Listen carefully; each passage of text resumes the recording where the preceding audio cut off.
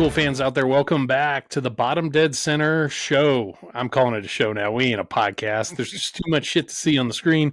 We are not a podcast. We are a show, and we are a soon-to-be three-man show this evening here for episode 5 on season 1 here of Bottom Dead Center.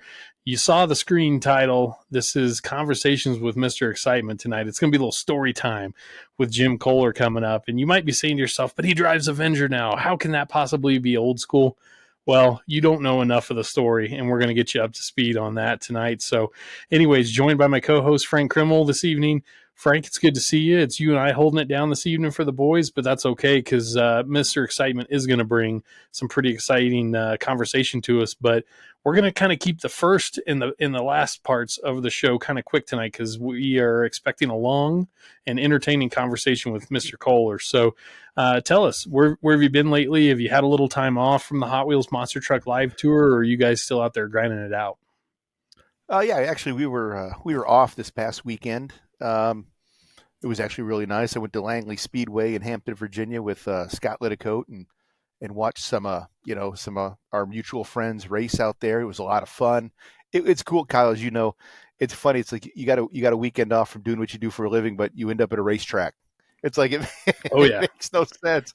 Makes no sense. But no, we're at the shop every day getting the trucks ready. I mean, they're pretty much ready to go for our next show, Charlottesville, Virginia. But this weekend coming up, we've got Spring Sling at Dennis Anderson's Muddy Motorsports Park with Steve Sims' daughter, Karis's Running Wild mega truck. So nice. I'll be there. Well, I'll be there with that, and DJ Bolts, the driver of Bone Shaker, will be out there, and Steve Sims will be out there. So if anybody's coming to Spring Sling, come on by and say hi to Karis and the Running Wild and the rest of us there. We'll be there having a good time because Dennis always puts on amazing events.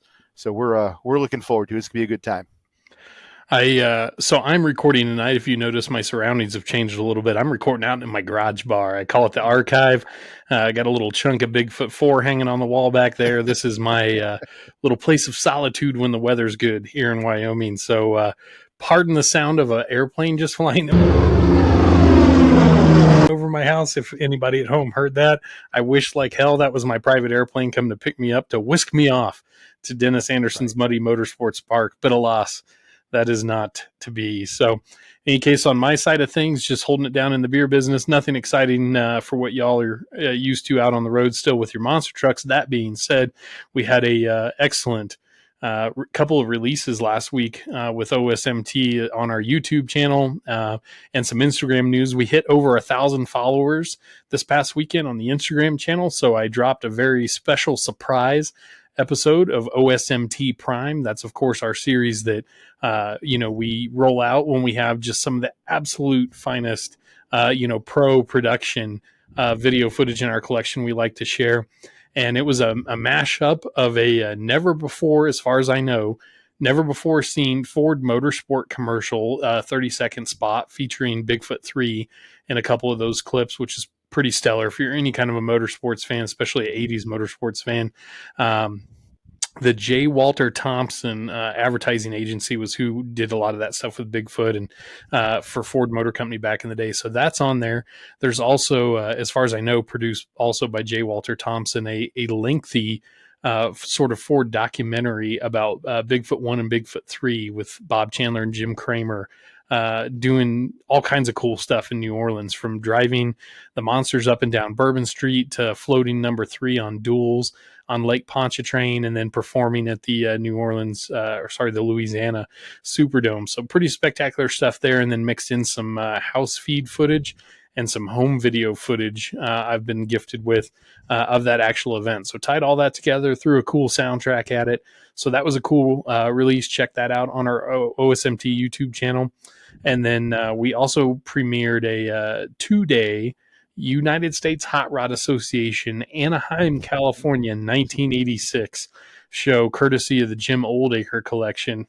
Jim was kind enough to share that footage with me a while back, and it was thanks to him that footage exists in our collection, and we were able to share that with everybody. And Frank, I don't know if you got a chance to watch that, but I have to tell you, one of my favorite treats of that video is Mike Welch's Destroyer Freightliner cab over monster truck. That is like the scariest looking monster truck of all time. Oh, absolutely, Kyle. It's like think about driving that thing where you're sitting above the front axle and actually forward of it. Oh yeah, But man, that truck was nasty. Whatever he had in there for a motor, that thing was getting with it, and yeah, it was cool to see yeah, the Skull Bandit too, man. That thing, yep, that was the Cardiff Giant, correct? Is that what yes, that truck was when Golden State acquired it? But man, that yep. thing was running hard. You could tell, man. That was right at the turning point where guys were starting to get pretty brave, and of course, it was pretty cool to see the old master Bob Chandler himself driving Bigfoot Yep. 4. That was pretty cool. And I'm not taking anything away from Bob's driving, but we all know Kramer would have been running 4 just a touch harder and a touch differently. And I think that actually encouraged the other trucks and drivers to maybe even step it up a little, thinking, all right, Kramer's not here. I bet I can take a crack at the old man here. And of course, he held his own just fine. The Destroyer thing to me, I cannot talk about that truck and not laugh. And it's not out of disrespect for Mike. I No, love the truck. Anything with a semi body on it's cool to me. But to your point, I mean, you think about where you're sitting in that. I mean, your legs are dangling, where like the hood of a normal monster truck would be. So you're way the hell up there. Knowing Mike, everything's got to be stock, I'm sure, in that tractor. So mm, like you've got the big, 20-inch Freightliner steering wheel in there that you're trying to manhandle around. yeah. There's probably some kind of convoluted gear linkage that's 10 feet long to get the transmission into gear. And then what's really funny is it looks like the cooling system, the radiator and stuff is mounted way at the tail of the truck. And the first night he goes to unhook from the sled and totally botched it, but in a way he didn't. He snaps the chain. I'm not trying to spoil anything, so go watch the video if Mhm. you haven't seen it. But he snaps the chain, it looks like, and I think the chain might even whip up and poke a hole in the radiator or something because that thing is steaming like a Union Pacific locomotive from the 1900s by the time he finishes his run. Open rear and front differentials. It's raining, and you can't really see that on the video footage because it is 40-year-old footage. But it's raining, so the cars are slick, the ground's kind of muddy. I don't know, man. To me, that is almost damn near a perfect monster truck show from the real OSMT era. Oh, it was pretty awesome, and especially how big that track was. How they'd unhook from the sled and then go around and cut across the floor and hit that hill and then hit the car. It was pretty sweet, and especially I spent a lot of time at Anaheim, and that building has gone through a lot of changes over the years, which is which all buildings do. But the tunnel is still in the same spot, but the Yep. rest of the building changed. So I started putting myself back in when I was there and thinking about, okay, well, I've been in that part of the floor, so that's right about there is where Destroyer unhooked from the sled. So I was trying to think of all that kind of stuff, which I do Oh yeah. every historical building I go to. I'm thinking, okay, in 1991, this is where Bigfoot 9 did an endo on accident. It's like or Yep. Stoppy on accident. I try to think about all that stuff at all these places we go. Yeah, totally. And that was an interesting part in Anaheim's building history because it was, remodeled in the early 80s to become kind of a universal stadium to host football games and things, which made it kind of an ugly stadium. But then some of the best monster truck racing we ever saw in that building happened while it was in that configuration. So it's pretty cool. Check it out. We'll have Jim Oldacre on for a future episode, and he can tell the story a little more in depth. But what is really interesting is, despite Rolling Thunder, this footage being from Rolling Thunder, and this footage having Rolling Thunder in it, Jim is not actually driving. His friend and English expat named Pete that he was training to drive Rolling Thunder at the time when the intention was to eventually build a second truck and have both running. Pete had to step in last minute and do the driving duties both nights for the truck because a couple weeks prior to this at the Superdome in New Orleans, and Jim tells this story in my Thunder and Smoke 5-part series I released on exhaust-fumes.com, my personal blog site. He tells the story to us, and he saw Kramer doing the wheel walk on Bigfoot 4, and Bob Chandler and Jim Oldacre were pretty good friends at the time. And he says, Jim, you really ought to try that. I mean, because Rolling Thunder was a diesel. It was a 2-stroke diesel, and it had a 5-speed manual transmission in it with a really low first gear. So that thing could crawl just. Mm-hmm. So the thought was, hey, this thing idles really smooth and slow and steady. You should be able to tire walk this thing really easy. Well, for some reason, and I think it was actually the morning, maybe the morning of the Saturday show in Anaheim, or it could have even been the Friday, the day before. But in any case, it's raining in Anaheim, and Jim tells the story great. For some reason, he decided to put on his rubber boots, take Rolling Thunder out of the stadium, up into one of the parking lots, turn the rear steering so the truck would make a gradual circle and not just, run away through the parking lot. So it was just going to sit there and idle in a circle. And he's like, I got out of the van and I got down on the ground and then tried to ride the tire up, and his boot slipped. The tire's wet. It's got some mud on it. His shoes are wet. They got some mud on it. The wheels are turned, and it all conspired against him. And he ends up getting pulled under Rolling Thunder, which was like 18,000 pounds. I mean, it was not a light truck by any means. Mm-hmm. And part of his leg and hip area got ran over by the truck. Thankfully, his leg kind of worked its way between two of the lugs on the tire that ran him over, and it certainly put him in some pain and squished him pretty good. He didn't break anything or fracture anything, remarkably. So he was able to get up off the ground, no doubt benefiting from some adrenaline. He smacked the shutoff on the truck, which diesel engines like those back then that had superchargers and stuff on them, they actually had a kill switch. Those Detroit diesels did on the side of the block so they wouldn't run away. So he had somehow managed to hit that switch and then got medical attention. I think Bob Chandler himself and Oldacre's wife made him go to the hospital. And then for both of the shows, George Link and Bob Chandler loaded his ass into the Bigfoot shuttle and drove him down into the building to watch the show and watch Pete drive Rolling Thunder. And he said, as smooth as I thought Bigfoot shuttle ran, it did not run over the bumps very smooth when he was all bandaged up and sore and bruised. So it's a hell of an old timer story. We'll get Jim on to tell the story proper from his point of view, but I have to tell you, my jaw was on the on this table when he was telling me that story last summer as we were documenting that. So if that lengthy story from me is not enough reason for you to mute us right now and go open another window and put on that show, I don't know what is. But let's dive into news, weather, and sports real quick. Not a ton to cover right now. In the motorsport side of things, a couple things I did want to point out. McLaren recently just picked up a win in Bahrain in Formula One. Oscar Piastri taking an easy, it was like a Kyle Larson style drive that he just had in Bristol. It was almost boring how dominant Larson and Piastri were over this most recent weekend of racing.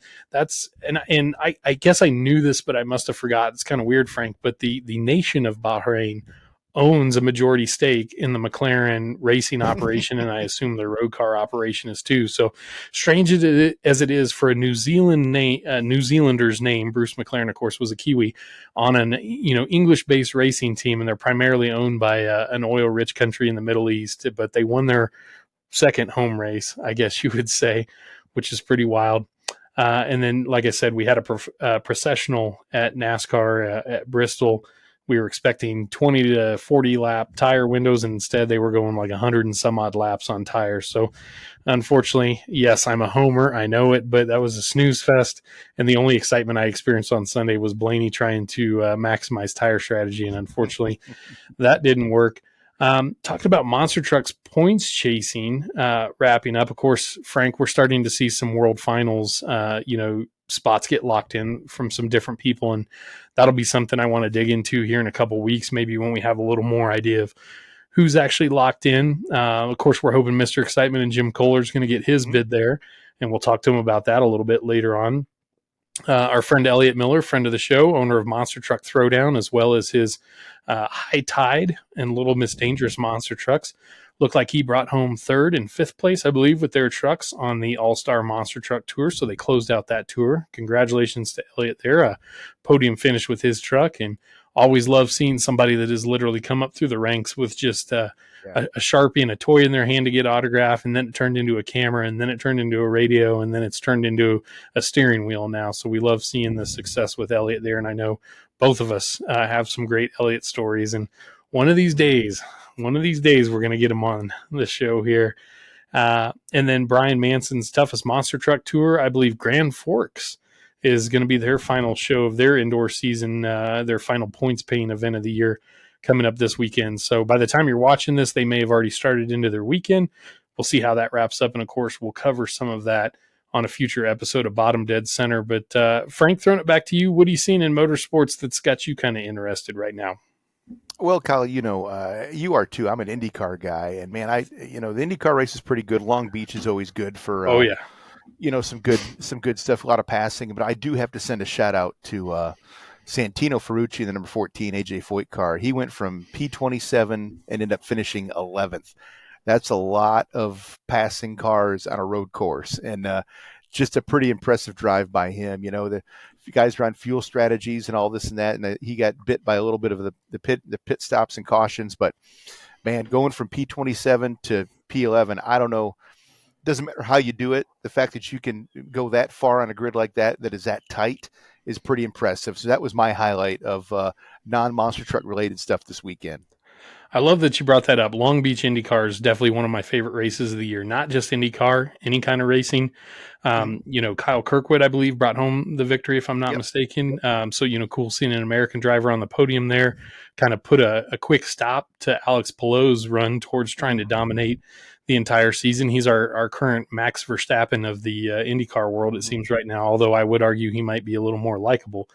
But to your point about Ferrucci, so that team is leveraging a technical alliance this year with Team Penske, and they're outperforming in many ways what Penske's delivering on the IndyCar side right now, which is pretty wild. So, like you said, credit to him. He's kind of a wild card. He's been underrated for a long time. He's certainly been not appreciated maybe as much as he should be in the paddock. I know he's had rough edges that he's had to smooth over, but like you said, if we're talking passing points, that guy is getting an advance to the finals that night because he put in the work out there for sure. And actually, you want to talk about passing cars? I want to send a shout out to the 12 team and Ryan Blaney as well too.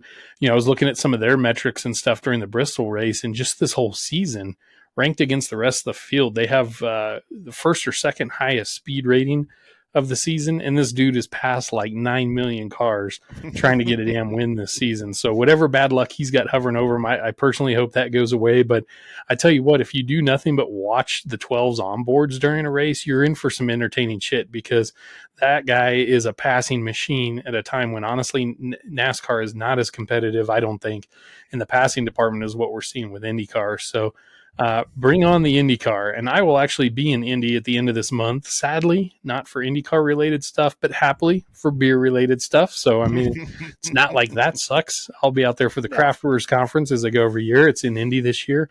I used to live outside Indianapolis when I was working freelance as an announcer and helping Greg Adams with his team. And it's been a long time since I've been back. Of course, I went with Bigfoot a few times, but it's been a real long time. In fact, Frank, I think the last time I was in Indianapolis, I saw the band Rush, my favorite band, play with Jim Cramer to my side. So, I mean, if that's the last time I was in Indy, I feel like that's at least a decent story, I've brought this up before on the show. It's like the Indianapolis Motor Speedway. I don't care if I've told people 100 times, I've been there twice, and they've both been amazing experiences. And that's a place that even if you don't like racing, just the spectacle, and when you walk in that place, you just feel it. And Kyle, I know you can back me up on that. When you walk into Indy, it's got a feel to it. You look around, it's like, this place is amazing, and you wouldn't expect it to be where it's at. It's in the middle of a neighborhood. And all of a sudden you're driving, okay, I guess we'll just turn here. There it is. It's like, oh my gosh, it's this big, crazy place. And just to think of the history, the names that have rolled through there, the people that have won 4 and 5 time, and even 2, 3, 4 time, 5 time winners, your AJ Foyt, your Kester Nevises, your Mearses. I mean, it's Unsers. It's amazing to just look at the history. Then you go in the museum and it's an escape from everything. And if, like I said, even if you don't care about motorsports, you get sucked in. But if you're a motorsports guy, it is absolute heaven. I mean, that town as a whole. I mean, you've got IRP, you've got the U.S. Nationals with the NHRA that comes through town. You've got the NASCAR series that are back on the oval, like they should be there. I love the infield road course. I just don't think it's worthy of a points paying Cup Series event. But the Cup cars are on the oval like they're supposed to be. Indy cars for me are so much more exciting on street circuits because those cars are so competitive and closely spec'd, and there's a lot more passing. But if you are going to only watch Indy cars on one oval, by God, it better be Indianapolis Motor Speedway. And I think this year, at least for now, unless somebody pulls their head out of their ass with Formula One, this year will be the last year that we get a true motorsports Christmas on Memorial Day weekend of the Monaco Grand Prix in the morning, and then Indy 500 throughout the day, and then the Coke 600 at the end of the day. And despite it being a Sunday, that's probably one of my favorite holidays on the planet. And I put the work in, if you know what I mean, and I feel it on Mondays. But, and yes, I get it, man. In F1, Monaco's a processional. It's a qualifying race. Where you qualify is so reflective of where you'll probably finish, but I don't care. It's the glitz, it's the glamour, it's the can you get through this weekend without bending your car totally by missing a wall, from a fraction of an inch or something. So for me, it's still a beautiful way. I don't know about you, Frank. I'm a nerd. I like to get into it. I get up, I have a croissant, I have some coffee, I act like I'm in Monaco. I don't know, it's kind of high class. And then it's smoked meats, treats, and beers the rest of the day like a proper American for those other two races. So right in here in the archive garage bar. But anyhow, well, we've got Jim Koehler coming up right around the corner. I think that about takes care of it for news, weather, and sports for us. We're all positive, happy feeling, sunshines, hearts, rays, flowers, and unicorns. No bag from Dick's this week. Nobody pissed us off enough to get the bag from Dick's. I guess the nerds took your advice, Frank. They go on, they got out, and they didn't waste any more of your time with their worthless chime-ins.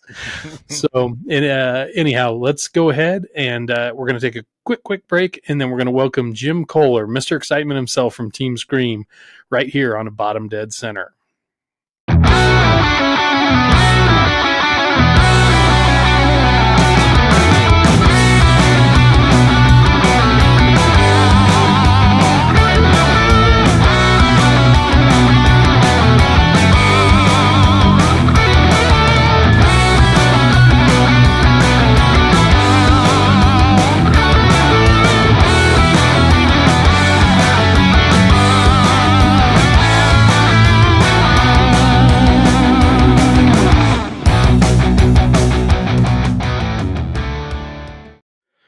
All right, welcome back from our break. Jumping into the second segment and undeniably what's going to be the best segment of Bottom Dead Center this evening. Of course, you can see on the screen joining us here, none other than himself, Mr. Excitement, Jim Koehler.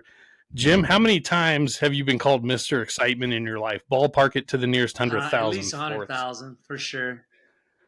For sure. Very good. Well, as you notice, we're missing, we're missing Matt Looker right now. We're going to try and get him back on. But, of course, Frank Krimmel and I, two of your normal associates here on BDC, and we're thankful enough that Jim's joining us this evening. So, of course, we owe you a thank you for that, Jim. We know you're pretty busy. And before we get into some of our questions and a little of your backstory, you were telling us just before we jumped on, you guys was it out in Massachusetts, you said last weekend? Is that right? Foxborough. Nice. And how was that? I heard there was rain in the forecast out there, but I never ended up seeing any it was video. raining. I mean, we ended up having I was in the Fast Four racing, but unfortunately I raced a guy that was the Fast Three, so I got knocked out, but I have a bye run for next week when we're out there, so that's good. Skills went off pretty good for the people that tried to jump stuff. Donuts didn't go very good. The mud was really tacky. But then freestyle, I mean, in the mud, you can have a good time. I had a great time. I even pulled off a backflip, so it worked out pretty good for me. I think I ended up in fourth, maybe. Team Scream Joe, he made second. I think Chris was in third, or maybe Chris was fourth and I was fifth. I don't know. We were in the top six. The three of us. It was pretty nice. That's outstanding. And, with 4 trucks out there, that's a lot of work to clean up after a rain-infested show like that. It's a nightmare. We're the trailer's still full of dirt. It'll be weeks before that's all gone. Yeah, you'll be into the third quarter of the year before you'll still be finding mud laying up on top of fuel lines and the frame rails and stuff like that. We got 3 more stadiums and they're all open, so we could have mud shows the next 3 shows. It's hard to say. What do you got coming next? Yeah, Philly, is Philly, that right? Then East Rutherford, then Pittsburgh. All right, so let's piss people in 2 of those 3 cities off. What's your favorite building out of the 3? Out of 3? Well, I don't ever remember doing Philly's been a while. Out of those 3. On Pittsburgh, we've never done, so I can't say that. But I really do like East Rutherford. It's a nice place to do it for sure. Nice. I don't know if anybody's ever said that sentence before. Yeah. All right. Well, kind of, especially for me, because I was around you some in the early 2000s when I was crewing for Halls and saw your organization emerging as a two truck team. Of course, you have four trucks now, and you've built and then retired, or even built for customers trucks over the years. So obviously, the Team Scream operation has pumped a lot of trucks out. But I really want to come back to the very beginning of your story, and I've tried to listen to some of the other interviews you've done because I never want to bore you with crappy questions. But what I haven't heard covered as much is I want to know a little bit more about your backstory. Where were you born? Where were you raised as a kid? And just elaborate for us a little more about how you became a gearhead. So I was born in Detroit, so that's hometown for me. Born actually in the city of Detroit, St. John's, and gearhead was born to it. My dad owns Dynamic Speed, and it was an engine shop. He was a drag racer in the '60s and '70s, and that's how the family started out. So I've always been a gearhead from day one. Everything that I've done, from remote control cars to skateboards to bikes to anything, was always Avenger, because my dad's drag car back in the '60s and '70s was called Avenger. So that's where the name came from. That's where everything started. So it's kind of like just in my blood, the racing and all that stuff. But I felt that drag racing was cool, but boring. What level of drag racing was your dad He doing? had a double A altered, so he wasn't in the big times, but pretty good. They were turning like 7 seconds back then in the quarter miles, pretty fast.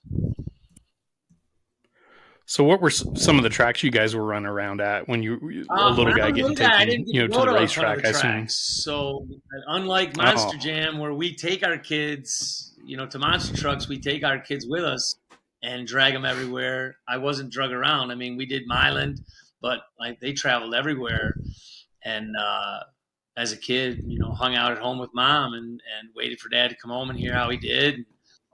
So we didn't get to see a ton of that stuff. And then once he quit racing, he was, had a car and a car show thing. So we did the autoramas and all that stuff, all the World of Wheels, all the car show circuits. And actually, that's where I met Frank Kremel right out of the gate. It was the first time I mhm. met him.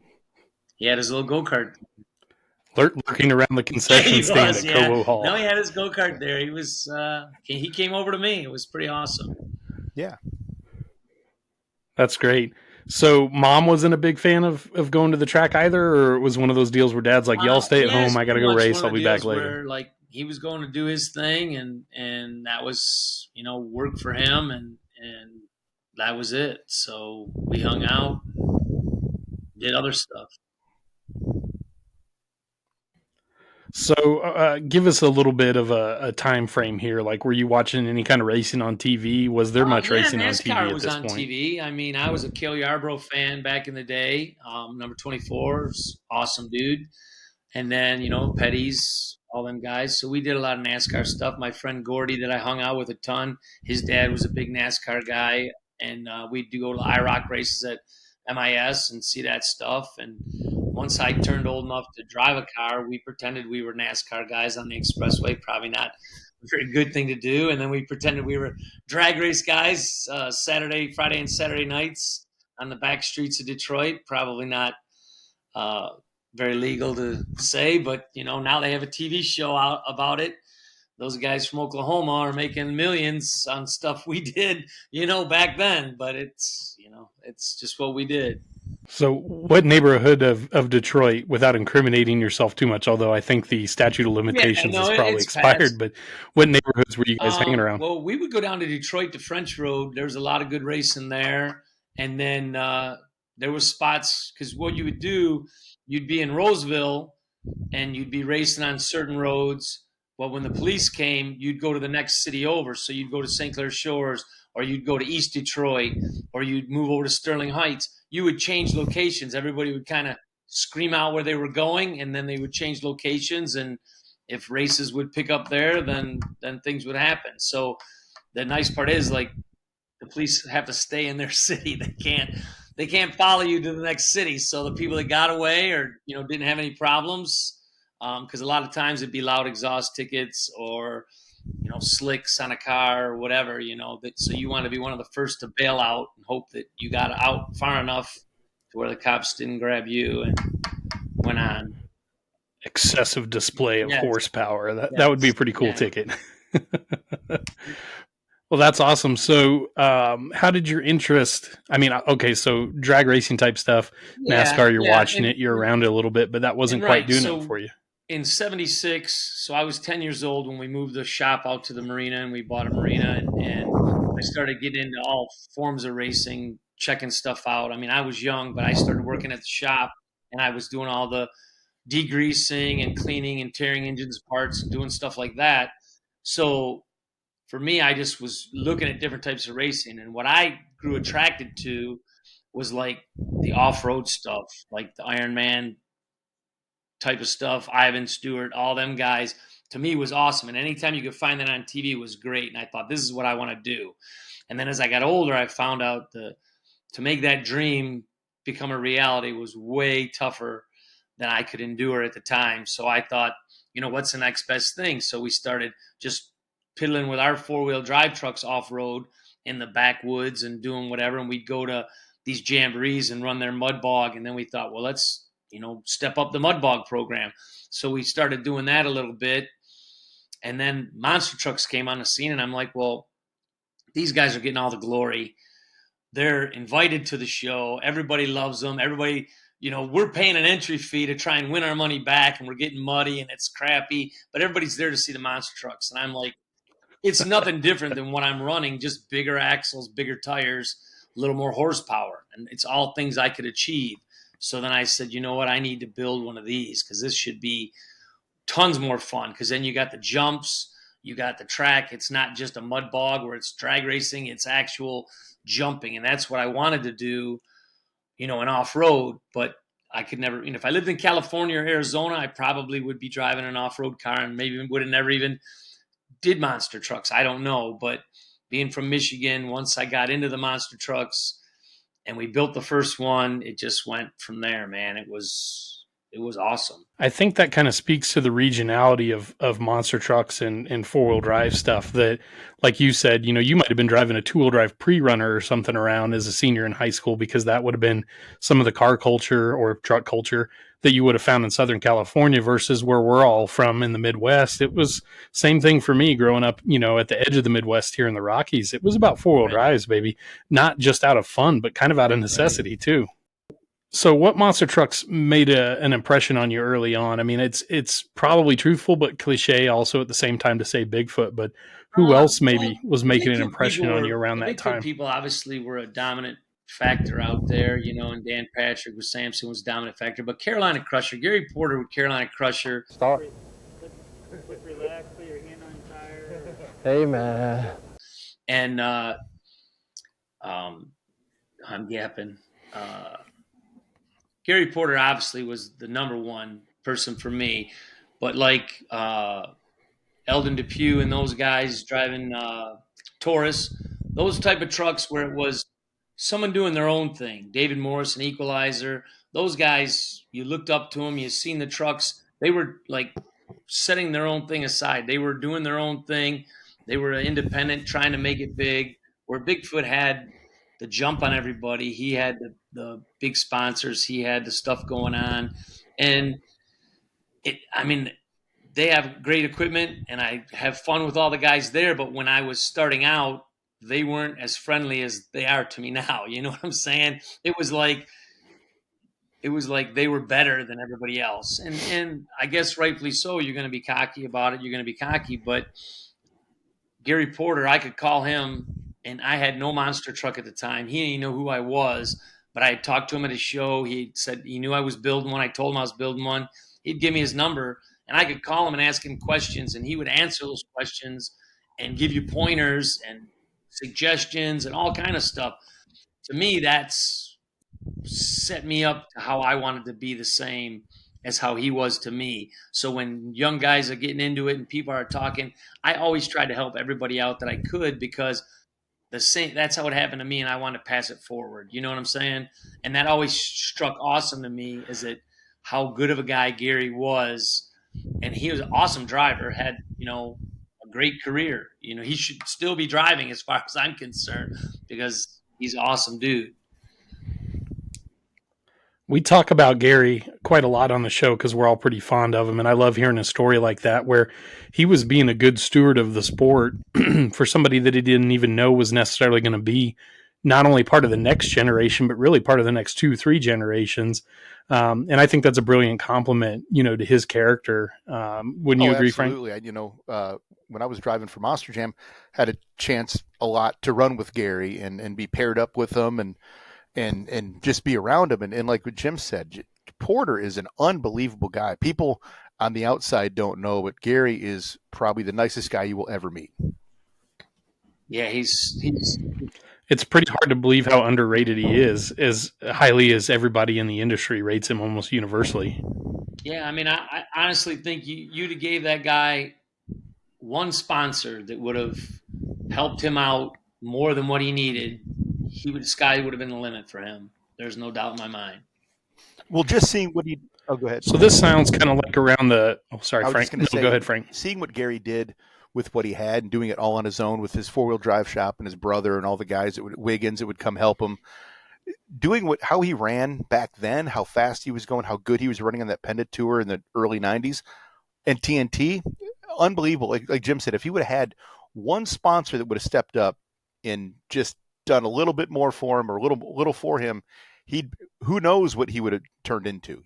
Obviously he's a legend already, but who knows what he would have been. Yeah, by all means. I mean, if you know monster trucks, you know Gary Porter. I mean, he is in the Hall of Fame. He's sweet. I don't know even what more to say about him.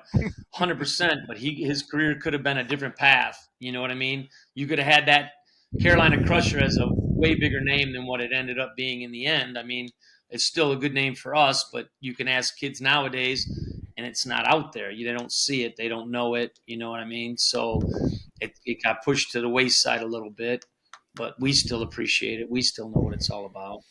It's funny, Jim, is that there's a so as you're Kyle, sorry. Oh no, I was just going to say, so as you're, scoping these monster trucks out, they're obviously into the, what we'd call in the industry like a stage 3 truck, tube chassis, bigger shocks, 4 links, glass bodies. Did that stuff feel attainable to you at all? Or were you thinking, man, maybe I'll throw together one of these leaf spring trucks? I started doing the leaf spring truck. That's when I first started doing what I was doing. And we had the big C channel, little big leaf springs, 5 tons with Clark planetaries. We were going to build a Suburban, big steel body and have the Tilton body and all that crap that looked cool at the time. But when they evolved into a tube chassis, all my friends that were helping me were like, by the time you finish this leaf spring thing, it's so outdated, you need to pivot. And I took their advice and we pivoted. And for me, a tube chassis is totally obtainable. Like we build our own chassis. We do all our own metal work. We build our own housings. I mean, there isn't anything that we don't do to the trucks on our team. Like we do everything. And some of the stuff I didn't do in the beginning, I learned how to do because you run week to week to week. Like I didn't know how to do fiberglass. I didn't know how to make a fiberglass body. I didn't know how to paint.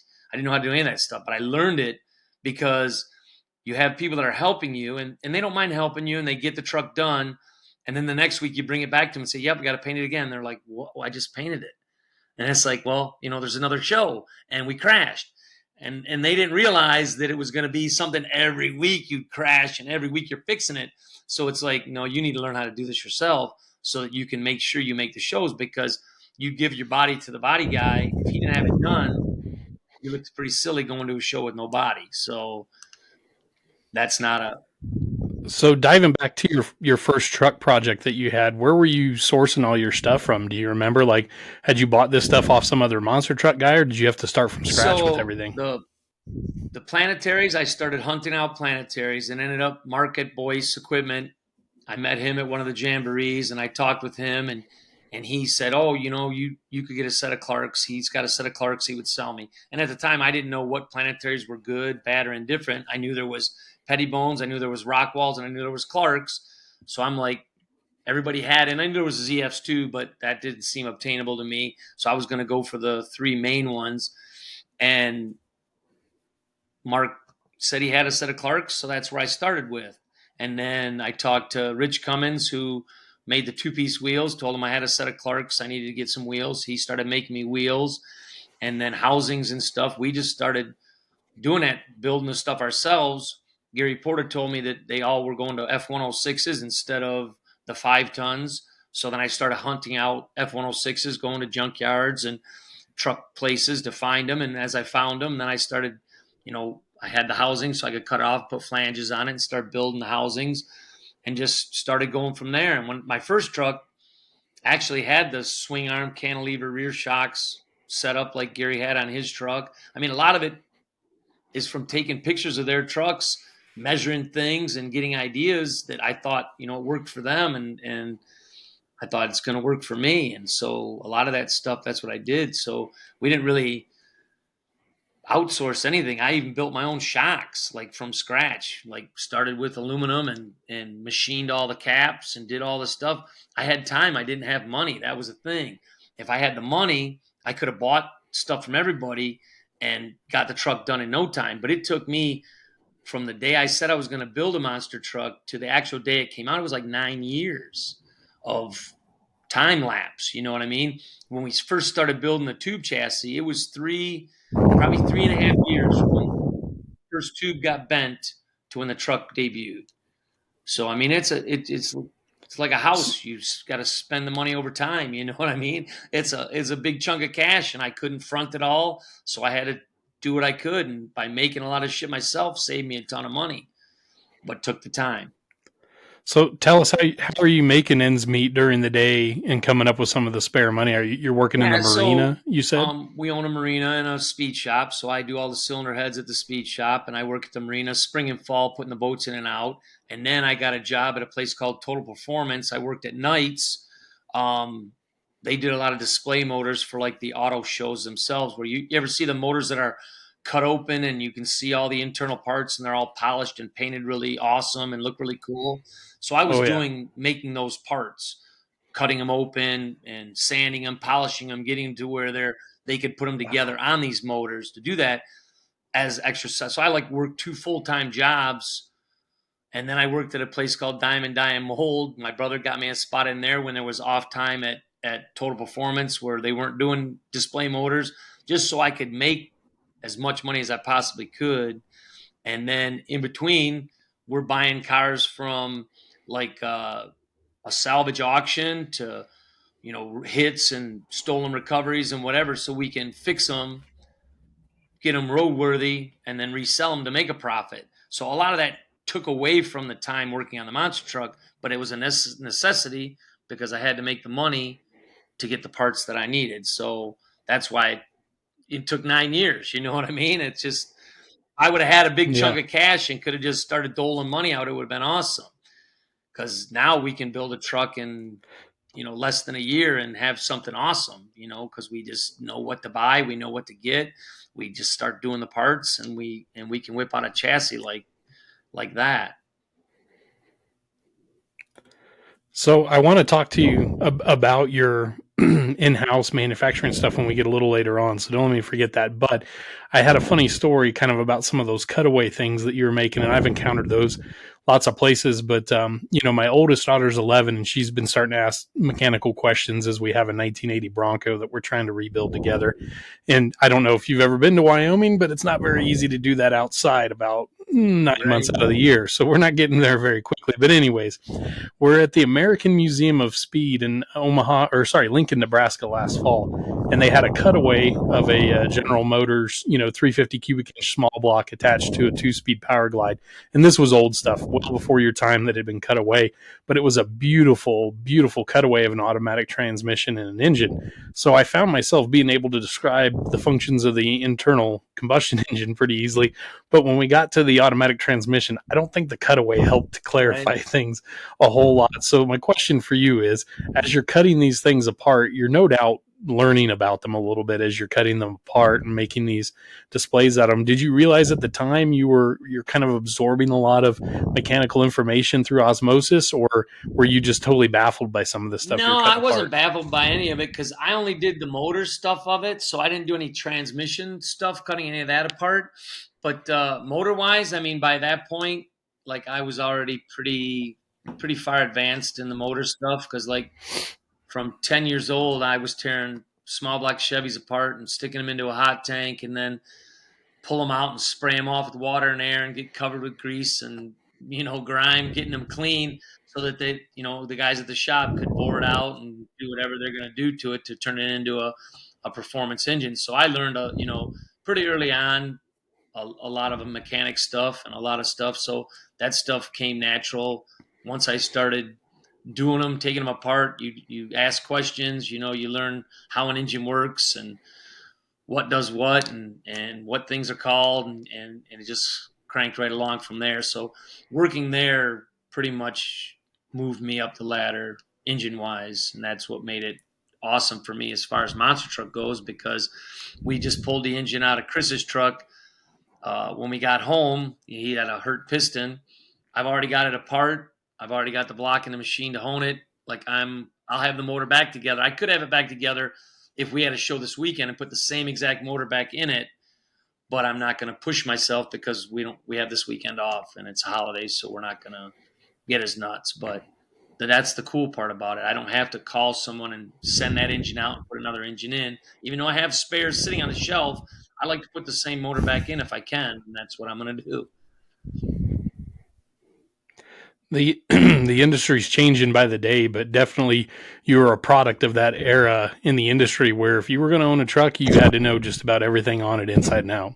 Yeah, I mean, if you're going to make any money at it and make it go down the road and be able to compete at the level that I want to compete at, the more you do yourself, the more money you have for cooler, better things and make the trucks even nicer and keep them more maintained, keep them stronger. Like we would run a spindle till it breaks back in the day. Now we buy new spindles all the time. And like right before the World Finals, I'll put new spindles on every truck that's competing there, even though there's nothing wrong with the ones that are on it. But I want to beat it to the punchline of something breaking. I'll save the old ones as spares. But there's stuff that now that I would never do before. Like I'll put new hydraulic lines on the rear steer because I was always had problems blowing them off. Anything that I think might fail, I'll put on there for certain events so that I know I don't have a problem with that, so that I can make it the best chance I have at being as most successful there. We never did that in the past. That's just not something you ever would have dreamt of in the late 90s. I know. Oh, for sure. I mean, I was happy with 2 bald Firestones and 2 bald Goodyears, and the truck sat on a tire that had air in them so I could do a show. And now we have, they make us run the BKTs, although I'm a fan of a Ukraine tire, and I run the Ukraines in the summertime. We have a choice for that. But back then, if I found a tire for $200, I was in. You know what I mean? And it didn't help me compete. Oh yeah, if it holds exactly. air, let's go. It didn't help me compete because having crappy tires, you're not winning as much stuff. But that was the nature of the beast. You had to do what you could do so you could at least be out there. So you say it takes 9 years for you to get your first truck together after you kind of abandon the leaf spring thing. So your buddies convince you to go in a more modern direction. Where are you at with your personal life through then? Are you married yet? Kids, thoughts of kids, or are you just a single man on a mission to build a monster truck? Man on a mission to build a monster truck. And then through the process, before the monster truck's done, I started dating and ended up getting married as that process was happening. So finally got it done and was married when I started racing. Yeah. So you knew she was the one because she was willing to marry you while you were building a monster truck. I guess back then, you know what I mean? She enjoyed the fact that we were doing something and she didn't mind. So yeah, for sure. That's awesome. So tell us how the final steps of the first Avenger come together and how you got out there and started doing shows. I got it pretty much done. Like the thing that you wanted to do back then, the MTRA had their, you had to get like a driver's license, get approved by other drivers. So my big thing was to get it done and take it to one of the jamborees because that's where a lot of people are at and a lot of people see it. And we would go there with our mud trucks. So it was a fun time, a party weekend, so to say, and you could show the truck off. So I got it. I had it at the Autorama, and that's where I met Frank. I had it there on display, had never ran it other than just ripped around the driveway a little bit, hadn't really jumped it or done much with it. It was still pristine. And we had it at the Autorama, and Frank and his dad came over and talked to me, and they had helped Scott Stevens out before. And they're like, you're local. We'd sure like to come out and help you. So that's how our relationship started. But then I got after the Autorama, I did a little testing in the yard, did a little goofing around, brought it to the Jamboree in the fall, and Kurt Dabney had come over to me and he says, "It's not an open field. You can't enter." Like he was all weird at first. He was just weird to me. He was like, "What are you doing here?" And I said, "Well, I brought it in because I want to get it certified by the MTRA and make a pass and get my driver's license going." He goes, "Well, why'd you come here? This is the toughest people here you could ever expect. The Hall brothers are here and Dan Patrick's here, and they're gonna just chew you up and spit you out." And I'm like, "Well, I built it to their rule book. You know what I mean? I made it. I think everything's awesome on it. So they should be happy with it."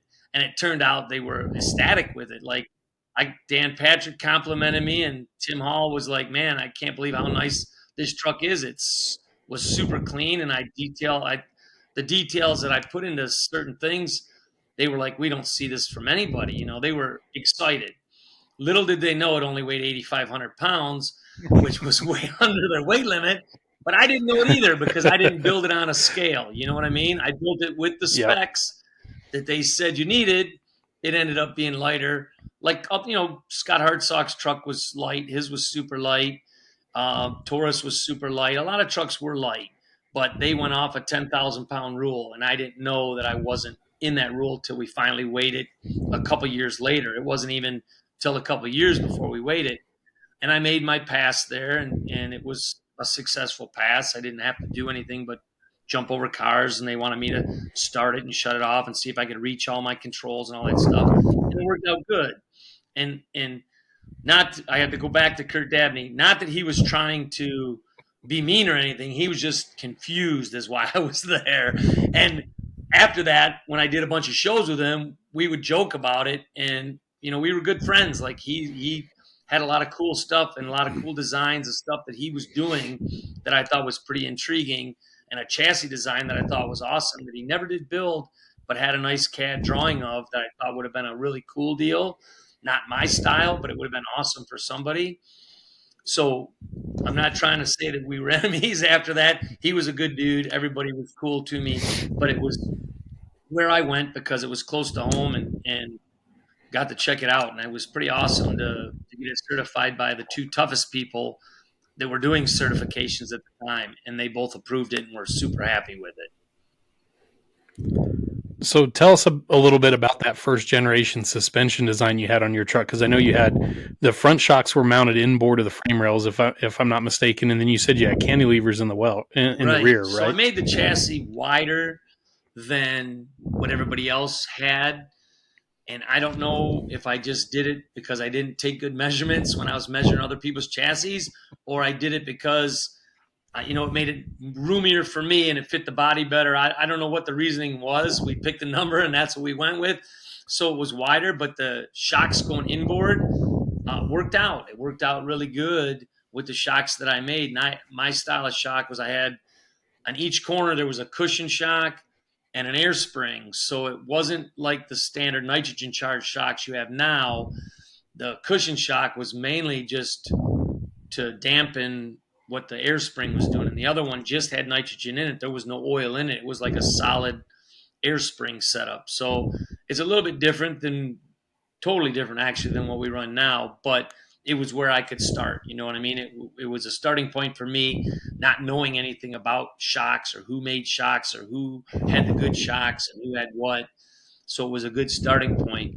And the cantilever, you could get more travel with less shock doing the cantilever, and that's why we did it. It worked out pretty good until a show in Minneapolis. One of the cantilevers locked up on me, and then every time I would jump, the rear suspension would move on one side, but the other side was stiff as hell, and it was pretty annoying. And at that point, we had to cut that off and abandon the cantilever, and we ended up going to the shocks up and down from the axle housing, and then we did the same in the front. We ended up moving them outboard once we've had, it's a learning curve. I had short forelink. There was so much stuff that changed on that truck. I still have my old chassis, which is awesome because there's only so many bars left on it. A small amount of footage, of tubular footage still on it that is original, and that's the stuff that's powder coated teal. Everything else has been replaced. It's been top half, bottom half, front half, back half. Like it's just like the center capsule of where I sit and a few other bars that are original, which is crazy, but it's pretty cool to still have. I would love to see that thing again, because when you were running the Jamborees with us back in what was that, 04 or 05, 06, somewhere back, and then you and Chris were running. And I remember you took a shot. I want to say it was a really bad side slap in Indy at the final Jamboree of the year, and you broke the cradle out from under that Avenger truck. And I was just baffled. I was like, man, this poor thing is a war machine. It has been there and done that, and it's going to get patched back up and sent right back out to keep kicking ass. For sure. I don't remember if it was – I know I did a huge side slap in Lima once. But I think, Lima we got – that hurt me pretty good too. Frank was with me on that show. He ended up having to help me fuel the semi up the whole 9 yards. I could barely – I had a hard time getting around after that. It was pretty sore, but them side slaps will get you back in the day. Now the technology is so great that my body is – in great shape. I'm glad I didn't use it too much back then. You know what I'm saying? You can laugh. Yeah, definitely. It could have been worse. It could have been a way worse. The things we would do, and the lack of technology we had with seats and shocks and whatnot, and we would push it. And you have so much horsepower that you can jump something way harder than you should. You know what I mean? But in the end, it was all about excitement. That's what I was there for. I wanted to be the guy that could jump this thing the highest, the farthest, and just go nuts. And that's what I did. So the next couple things I want to touch on now is where Avenger is emerging now. So you've gotten certified, you've gotten licensed. Tim Hall and Kirk Dabney have decided you are not a danger to yourself or to society. We can bring you out and start racing. So Frank, when did you meet Jim around this period of time? I gather it had to be around this period Jim, of time, I want to say it was probably 98, 99, 97 maybe even, because I was still in high school, racing junior dragsters, getting into go-karts, and we met. Well, actually, I was already in go-karts, so it had to have been 98. And we started talking because we had our go-kart there because we did good at Flat Rock, and a part of your deal with doing good there was you got to have your car on display at Autorama, and it just so happened Jim was 20 feet away, and I'm like, well, there's a monster truck there, and Jim would just sit there by himself. I'm like, I'm going to go talk to the monster truck guy. We started talking. Next thing you know, I think Jim, it might have even been that week after the Autorama that my dad and I were at the shop. I mean, that's pretty much how it started. Then it just went from there. The World of Wheels car show in Detroit, I've been there a couple times with Bigfoot #1. It was spectacular, but you're not always the most popular guy at a custom rod and classic car show when you're the guy that's known for smashing cars.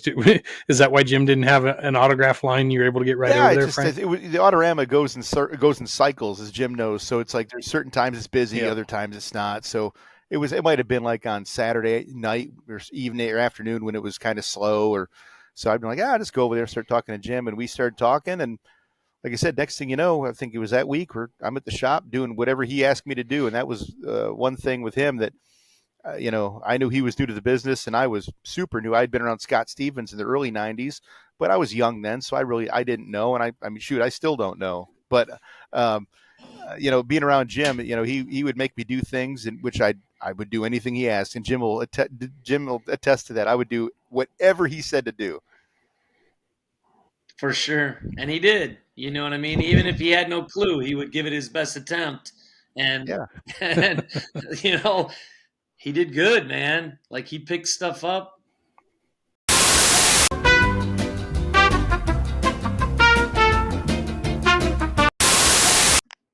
All right, we're back. Part 2 of the Jim Koehler interview here. Had a slight technical issue, but we got it figured out. It was mayhem at Team Scream. See what Totally I did mayhem, there? because now I have a Hey, computer that shout out Chris Kohler for the help with the tech department here. Now's a great time to let you know that Bottom Dead Center by OSMT is not sponsored by anybody, and we have no one helping us with tech stuff. It's just a bunch of dumb monster truck guys trying to put on a show, which is pretty much the summation of all of our careers. I wouldn't call Jim dumb, but the rest of us, we're borderline at best. So, Jim, when we lost you there for a second, we were talking with Frank about, when he had met you at Cobo Hall in Detroit at the World of Wheels car show. But then what I wanted to bring up is I became aware of Avenger in 1999. I want to say it was when U.S. Hot Rod Association kind of took over the Motor Madness show on TNN after they had purchased USA Motorsports. And I kind of went through, as a fan, just sort of like a dark period of just not seeing monster trucks on TV because we didn't have cable or satellite or anything at my house for a bunch of years growing up out west here. So I start getting access to watching Monster Jam on TV, and I'm like, I had a lot of questions to answer, and the internet was just starting to pop off, and I'm trying to figure out what the hell have I missed over the last few years. And I see this wild green S10 Chevy out there called Avenger. The shocks aren't where they belong, and he's doing crazy stuff. And then you go for that ride at the Superdome in New Orleans. You put on a Lens Crafters commercial for us, and your goggles fly off. So tell us about Avenger's big coming out party at the Superdome. That's cool because we just did the Superdome this year a few weeks back, and it was actually pretty awesome to relive that. And they showed the footage from that show, and it was pretty cool. I think that is one of the shows really that set my career in the path that it was going, because it was a fluke that I made it to the final round. I mean, I lucked my way there because guys broke that I was racing, you know what I mean? So it wasn't like I deserved to be there, but I will take it because a win is a win. And the fact that I just laid it all on the line trying to make it happen, put the truck into a cartwheel, crash, whatever, and it had some damage, and my glasses flew off, and it made for definitely a good Sexy Specs commercial there, where people wanted to know where my glasses were. But the fact that the truck got beat up and I had Kansas the next weekend, the promoter and the people who worked for Monster Jam or USHRA or whoever you want to call it at the time, I guess they must not have a lot of confidence in all the people that run for them, because they would call me. They called me like so many times to find out, like, are you okay? Are you gonna be able to make it, or do we got to replace it? And I'm like, I didn't call you to tell you I couldn't be there. I'm good, man. And they're like, well, you had a lot of damage. Yeah, I know. I know the damage I had. I mean, I have the truck in my possession. You're not telling me nothing I don't know. I'll be fine. And they were freaked out because it wasn't of the norm. It was normally people would be like, well, no, I can't make it. Find someone and replace me. But not us, man. I always told Frank, you never quit. You never give up. No. We make it happen. And we did. We made that shit happen. And they were looking that truck over the next weekend, like just trying to see where all the repairs were. They couldn't tell that it had ever been crashed. It was perfect. And we rocked that arena show we went to. And from there on out, they knew that I was dependable as all get out. I may not have been the fastest. I may not have won all the time, but dependability is what really set me apart from everybody else. And that's what they liked. Someone that went out and did crazy stuff, got wild, but yet was dependable and could do it time after time after time. You guys were like the Who in the 1960s, man, smashing your instruments at the end of every concert, but goddamn, the show was going to go on the next night with things patched back together, and you were still going to hear your favorite songs. Exactly, 100%. That's awesome. So you're coming onto the national stage in monster trucks at kind of an awkward time in the sport's history. The sport saw a bit of a drop in awareness and popularity and stuff through the 90s as the 80s boom of it being new wore off, and then Monster Jam hadn't quite built itself up to the meteoric stardom that it kind of has now. So you're coming in as things are starting to take back off, and your truck was light, it was fast. No doubt you had probably built that with something like Penda style racing in mind. and then you've got these Monster Jam style of shows, which are a bit different. And then the Pro MT thing comes along, and this is where I started encountering you when I was finishing up in high school, and I was coming to MTRA meetings, and the weight debate was raging. And of course, I love the fact you were very articulately lobbying for a lower weight limit, and now you have some of the heavier trucks out there, which tells us nothing you did wrong. It's just how the sport's changed. But tell us about how you had to adapt the truck from being maybe a racing type truck, what you were originally building, to handling the demands of freestyle and things like that. Yeah. So when I first built it, when you build it what you think is going to be fast because you want to be the fastest. And I didn't build it anything unsafe, but longevity of a chassis that's not built with as many bars as what I build them with now, that the longevity of that chassis is not there. The axle housings and stuff are way lighter. They end up, you have to replace them. You start bending them, you start jumping higher, you start doing stuff starts breaking. And as I'm going through my career and having these failures of parts that break, I look at the parts and I'm like, how can I make this better? How can I make it stronger? How can I make it so it doesn't break? And then I realized everything is just too thin, not heavy duty enough. And as I start building it more and more heavy duty, the truck gets heavier and heavier and heavier. Now, I did lobby for the lighter weight, and I felt, for me, and I still feel the same way, that the weight was never the issue for a safety organization. And they tried to tell me that, if it's heavier, it'll get better grip when you try to stop. But I'll tell you right now, you try to stop an 80,000-pound semi, it doesn't stop as good loaded as it does unloaded. So lighter the vehicle, the better it's going to stop. So they couldn't argue that with me. But besides all those points where we argued all that stuff and did all that, I still feel true today. If I could have a truck that would put up with me jumping it as high as I do and doing as crazy stuff that I do at 8,500 pounds, I would definitely build it. But I don't believe that that's a possibility for how wild I get. I think that the truck turned out, again, I built the new one. I didn't build it on a scale. It ended up being 14,000 pounds, maybe a little bit over. So I've got 6,000 pounds, almost 6,000 pounds more weight on the truck now than I had before. And I jump it higher than what I did before and do crazier stuff. But I have so much less maintenance because the truck holds together. And things on the chassis, like you said, when I jumped and had that side slap and it tore the cradle out, that stuff's a thing of the past. It doesn't do that anymore. And we use a lot thicker tubing. Everything on the truck was to the MTRA spec was 120 wall. I don't run any 120 wall on any of my chassis now. The thinnest tubing I have is 156, and that's all just upper cage. Lower chassis is all 188 wall, and then the main hoop in the bottom where the four links hook, that's 250 wall. So that's twice as thick as what's required. But I do that because I don't want the stuff to break. I don't want to tear a four link tab out. I don't want to have an issue like that. I want to be able to run and not have problems. So I made it tougher, stronger, heavier. My housings are heavier than everybody else's, but the stuff inside them, I don't change housings. Like Monster Jam, I think this year has changed 6 or 7 housings with the 6 trucks on our tour through the season. We haven't changed one in 2 years. So, and the only reason we're changing them is because the new design I have now, we're building them and putting them in the trucks that don't have it. So we're not changing any of the ones with the new design. Those axle housings have 0 failures, and it's awesome. And if being heavy is what came of it, that's where I'm at. You know what I mean?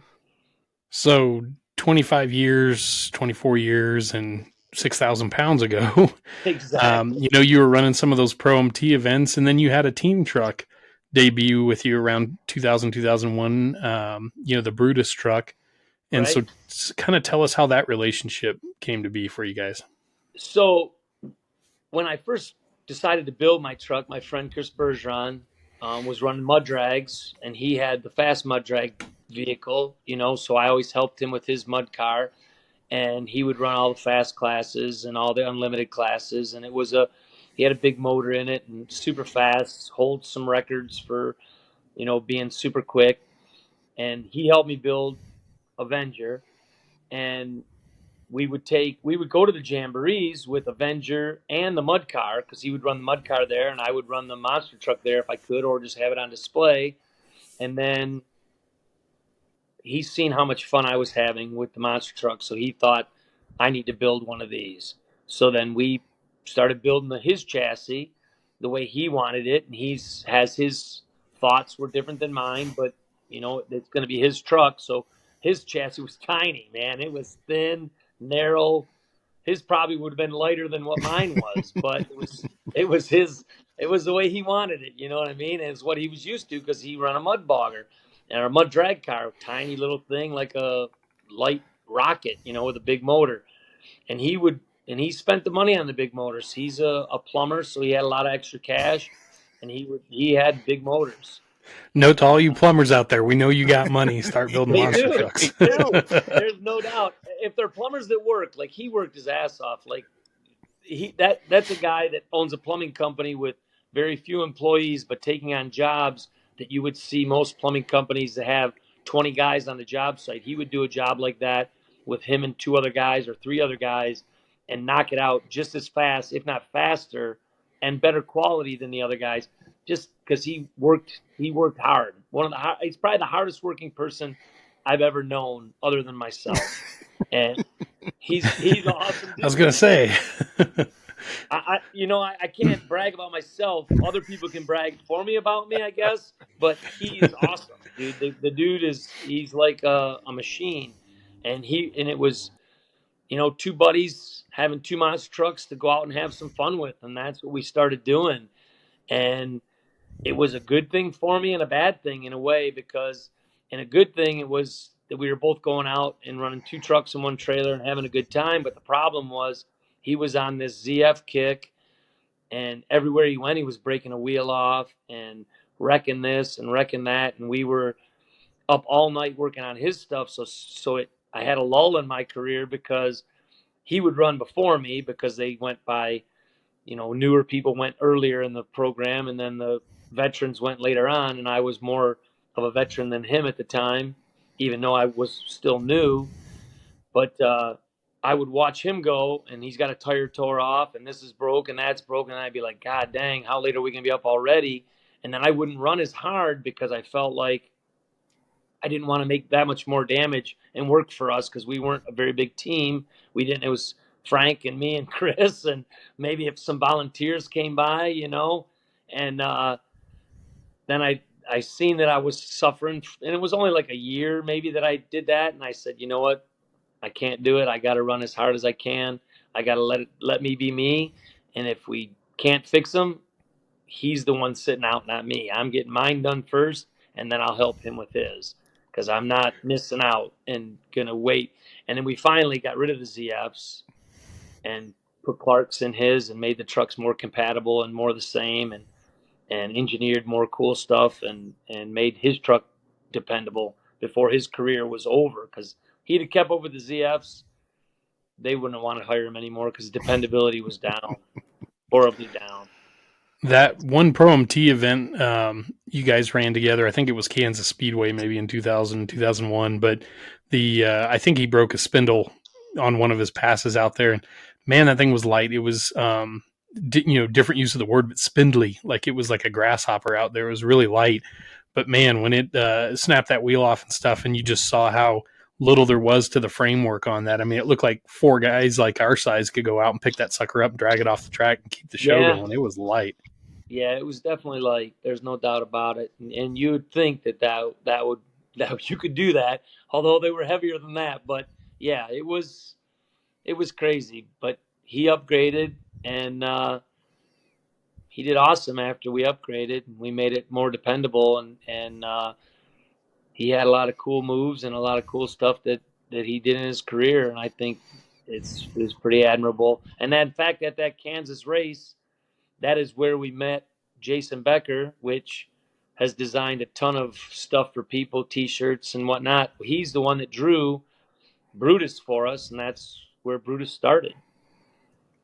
That's pretty awesome. So, shifting gears a little bit, we like to talk kind of about, family stuff and mental health stuff and things like that, things that challenge us in our times on the road and even still. So at the time, you're getting a lot more shows, a lot more bookings, you're finding success. You and Chris are sorting things out, both mechanically and I think you could say from a business standpoint. How do you handle being away from your wife? And I assume, kids are on the horizon if they're not already there by the early 2000s. How are you juggling that? And in your opinion, is it easier to juggle that as an independent owner operator where you can maybe dictate a little more of your schedule? Definitely you could. I mean, as far as I definitely had kids by that time. All my kids, my youngest was born in 2004, so my oldest in 94. So I already had a kid before I really even started my career. And then the two boys, Chris and Nick, were 98 and 99. They were born. So it's tough, but the way we did business, and Frank can tell you this, is I would get up in the morning, get my kids on the school bus or take them to school, whichever it was, and then I would go to work. If I was working at the shop or if we were slow at the marina and I was able to work on monster trucks, I would work on monster trucks, and then I would get my kids after school, and we would do homework and do whatever we had to do. If there was any family functions, when the kids would go to bed, and then everybody else went to bed, I would go out to the shop. So my shop hours would start at like midnight, some 11 o'clock midnight, and go till 4, maybe 5 in the morning, and then go to sleep for 2 hours, get up and start the day over again. And did that round the clock, like clockwork. And now, I mean, it's conditioned my body to where I can be up many, many hours and work these all-nighters and do whatever I can do. And Frank will tell you, it was a pain in the butt, man. It was a lot of hours, but I did that because I didn't want the family to suffer, even though I'm sure they did more than what I've seen they did because I wasn't there if I was gone racing. But we would leave for a race with enough time to get to the race, set our trucks up, do the race, and as soon as the race was over, we were on the road back home. And we would do that every weekend. It wasn't like we would go to Houston and do a race, and knowing the next weekend is Arlington at Dallas there, we would go home. We would drive all the way home from Houston, 24 hours, whatever it took us, be home that week, and then turn around and drive all the way back down to Arlington, do that show, and then drive home, and then drive to the next show. So we didn't stay on the road. Like nowadays, I don't have young kids anymore. So when we do a show, if we're doing Arlington and Houston back to back, we'll stay on the road and fix the stuff on the road because it's not economically sound to drive home every time to Michigan. But that's the way I had to roll back then because I had the family and had the kids and had the stuff. And it made life tough, but we persevered and made it happen. So, Frank, give me a little insight from your point of view on this as, volunteer at times, employee at other times through these eras, because at this time now I find myself in my late teens, early 20s working for a corporately sponsored team. I'm a company guy. And of course, our schedules were brutal, just like y'all's were, but I had no concerns as far as family or kids or anything like that. So I think it was pretty easy to sit back, for some fans or other people in the industry and maybe look at how Jim's doing things, driving back and forth to, Central and South Texas, thinking, what is he doing? Like, why would you do that? Why wouldn't you just park the rig and fly home or something? But stuff needs worked on, and there's not an army of employees to help pitch in on that all the time. So what was that like for you, kind of seeing that sort of work ethic laid out in front of you and being expected to live up to that same kind of work ethic? Oh, I didn't know any other way. So whatever Jim said, that's what we did. And that's just the way it was. I remember going to school and going home, having dinner, then going to the shop, be there by 8:30, 9 o'clock. And me and Chris would be out there, and then Jim would come from his house. And Jim, there were times we'd be working, and then we're working in there, the stereo's on, and we're just going and going and going. And then we open the door to the shop, and it's 6 a.m., 7 a.m. We're like, oh, it's daytime again. and Bergeron's getting yelled at because he's not in the house. He's still out there, and the kids got to go to school, and blah blah blah. But no, I wouldn't have asked for anything different. I mean, for me, it was I didn't know any better, so that's the way it was, and that's what we did. And I wouldn't trade a minute of it for anything, because now I look back doing what I'm doing now, and just see how things are now. Night and day. People don't do that anymore, and I think they should. But I wouldn't. It made me who I ended up being, because I got the experience with Jim, and he taught me all sorts of stuff, not just monster truck stuff. He taught me life stuff, which I didn't have a brother growing up, but he's about the closest thing I had. He guided me through a lot of a lot of life situations that I didn't have any guide. You can't ask your dad some of the stuff I asked Jim. So we had a lot of great experiences. And Jim, there's a couple stories that I think of, riding to Minneapolis with the frost on the inside of the rig. And oh yeah, and also too, another good story is those weights that were on the bottom of Brutus for the Pro MTs, those big heavy weights that were U-bolted to the bottom of the chassis. Yeah, I mean, we had to do what we had to do, right? So they wanted it the way, and that was you wanted to run that series, and we did. We wanted to run where all the big time guys were running. Yep. And to be their weight limit, we had to bolt weights onto the chassis, and they thought that it would be an advantage for us because we could put the weight where we wanted it. And it's like, well, you only get, like 2 qualifying passes. How are you going to figure out where you want the weights? You know what I mean? It wasn't as easy as everybody thought it was for what we had to do. But like I said, Frank, 100% like a brother or a son or whatever to me through the whole deal. You know what I mean? It was just we were close, no doubt. 100%. Still are. Coming back to that. No, 100%. But I mean, back then it was like it was different. Every day we see each other. Yes, it was. We're still close. 100%. Frank ever needed me for anything, I'm there, and I know if I needed him, he'd be there for me. Mm-hmm. But back then it was like he was like almost living at my place, and his parents were awesome. Everybody, it was just like we were all family.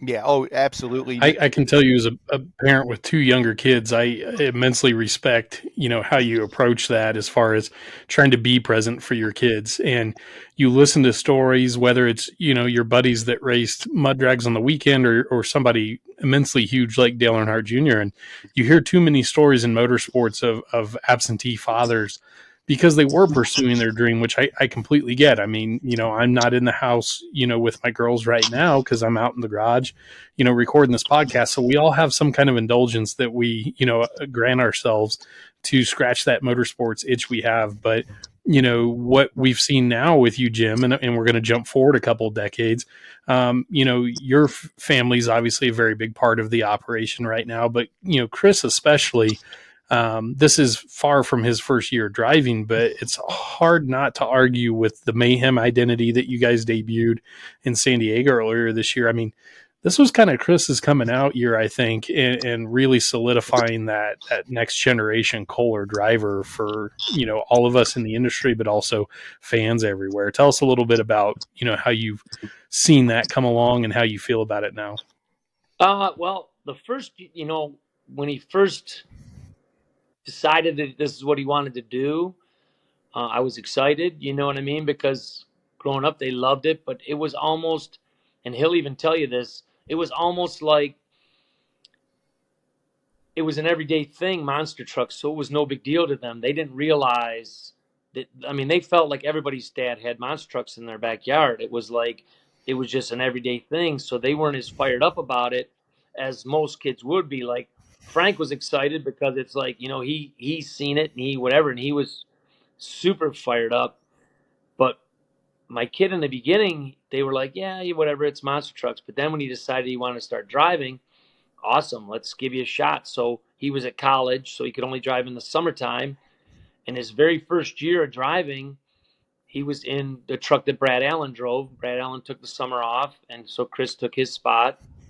And he got lucky. I mean, he was good at what he did, but he got lucky because that truck should have failed him every weekend that it didn't. It stayed together for whatever reason. He was lucky as lucky could get because I mean, it would fail Brad all the time, and it's not the lack of maintenance. The truck was old. It was abused. It was beat up by Bergeron and Brad and so many people. It beat the heck out of that thing that now my kid's in it, and he's running it way harder. Not way harder than he should, because I really like him to run hard, but harder than the truck should have took it. But the truck took it. So his first year set him aside and put him up on that. My God, this kid's going to be good. He's going to be awesome. And he fits right into Team Scream and the whole, Avenger thing and everything else. He's part of the team. And it worked out awesome. And then as his career went on, he got better and better. But the very next year, that truck did fail him a lot more. And he did learn it humbled him a little bit when you couldn't be the man at every show because the truck failed you. And then that's when we decided we needed to build him a new truck too, and he wanted to bring out his identity, which the Mayhem identity. It took a while for us to get it so that Monster Jam would let us run it, and finally it's out, which I think is awesome. And the fact that he is rocking it is awesome, and he's really good at a lot of the tricks that he does and a lot of the new school stuff that these kids are doing with the stoppies and all this stuff, the bicycles and that stuff. It's pretty awesome to watch. Like, it's opposite of the way I learned how to drive. So for me, it's like I'm relearning everything that I knew from the beginning. I'm trying to restart my career learning how to do these stoppies and the bicycles and the stuff that I get thrown into a bicycle in a save situation. Yeah, I'm good. I can save it. But putting it in that situation is a whole different story. Or if I get tossed up on the nose of my truck, I know how to get out of that situation, but now you're trying to put yourself up on the nose on purpose. So it's like, it's all new for me to learn, and watching them guys do it and having them be a part of it and him coming out with Mayhem to me is awesome. I love that you touch on that because you are an old dog learning new tricks as far as things like stoppies and moonwalks and intentionally sidewalling the truck and things. When you started seeing those things come around, even if you're, let's say, strapped in a truck at a show and you see somebody go out in front of you and do some of that stuff, and you're thinking, shit, I got to start doing that now. I mean, how do you deprogram your brain to get rid of the save mentality and then go into the maintain mentality with some of that stuff? It's hard, and I'm still working at it. You know what I mean? And there was a time when they first came out with that stuff and everybody was doing it. So I felt there was, like, the audience was getting bored with some of it, where you can't have all 12 trucks at a show or 14 trucks. How many trucks are there for that event, all doing the same nose wheelie off the same jumps? So then I would mix it up because I enjoyed sky wheelies were more my favorite thing to do. Shoot that thing as high as you could off, like the freestyle motocross ramps were the best because you'd shoot it straight up in the air, get way high in the air and land on the rear bumper and come down. And to me, that was the coolest thing because you'd land on the hill and it would lay down and roll right down the hill. Not a hard hit, but looked crazy as ever. And I enjoyed those. So to set myself aside, I kept doing my old school tricks for the first couple of years. I tried a couple stoppies here and there, but I didn't put much effort into it because I felt that the show needed to see more variety. And when I would talk to the promoters, they agreed with me on that, but then it wasn't scoring the way it should score. And so if you want to be in the points and you want to, not be at the back of the pack, you have to follow what it is. So last year, I made an attempt at every show to try and do a nose wheelie on at least one of my attempts out there to get better at it. And I've had some successful ones that were really good, and I had some that were horrible, and that's all part of learning. So this year I decided I would do some of the nose wheelies, but instead of those, I would go to bicycles because I enjoy a bicycle way better than a nose wheelie. So I started doing those, trying to do those at every show, but being tactical about it, depending on the surface, because sometimes it's not what you're going to get. And sometimes you have to just do a sky wheelie or a donut because of the surface you have. But I am playing with it and I'm enjoying it now. So I'm only doing the sky wheelies when it's situation where I think that's going to score me really good, or the conditions of track aren't good for anything else. So other than that, I'm doing the bicycles, and I had a really awesome this year sidewall save. I got it in the bicycle, and it started doing the donut, and I whacked out, I don't know, 5 or 6 revolutions on its sidewall, and then got it back to the wheels. It was pretty awesome. The stuff that you're doing with a truck that weighs 7,000 pounds more than, when freestyle that era really started to take off is pretty incredible. And I feel like driving a monster truck today. Oh boy, did we lose Jim again? We lost him off the phone now. I'm not hearing you at this point. He's Are you trying, hearing me? man. They're trying. Well, we'll give him a minute, I see if we see can you get it back guys. on. That's okay. I'm Thankfully, moving. It says Avenger is more reconnecting. I'm not reliable sure what than that internet means. connections this evening here on Bottom Dead Center. Absolutely. Oh, Oh, here he comes. he's I back have in full on bar. portrait. All right, we got him back. Is it you We were guys? just or is talking it- about your truck is far more reliable than internet, so that's a good thing.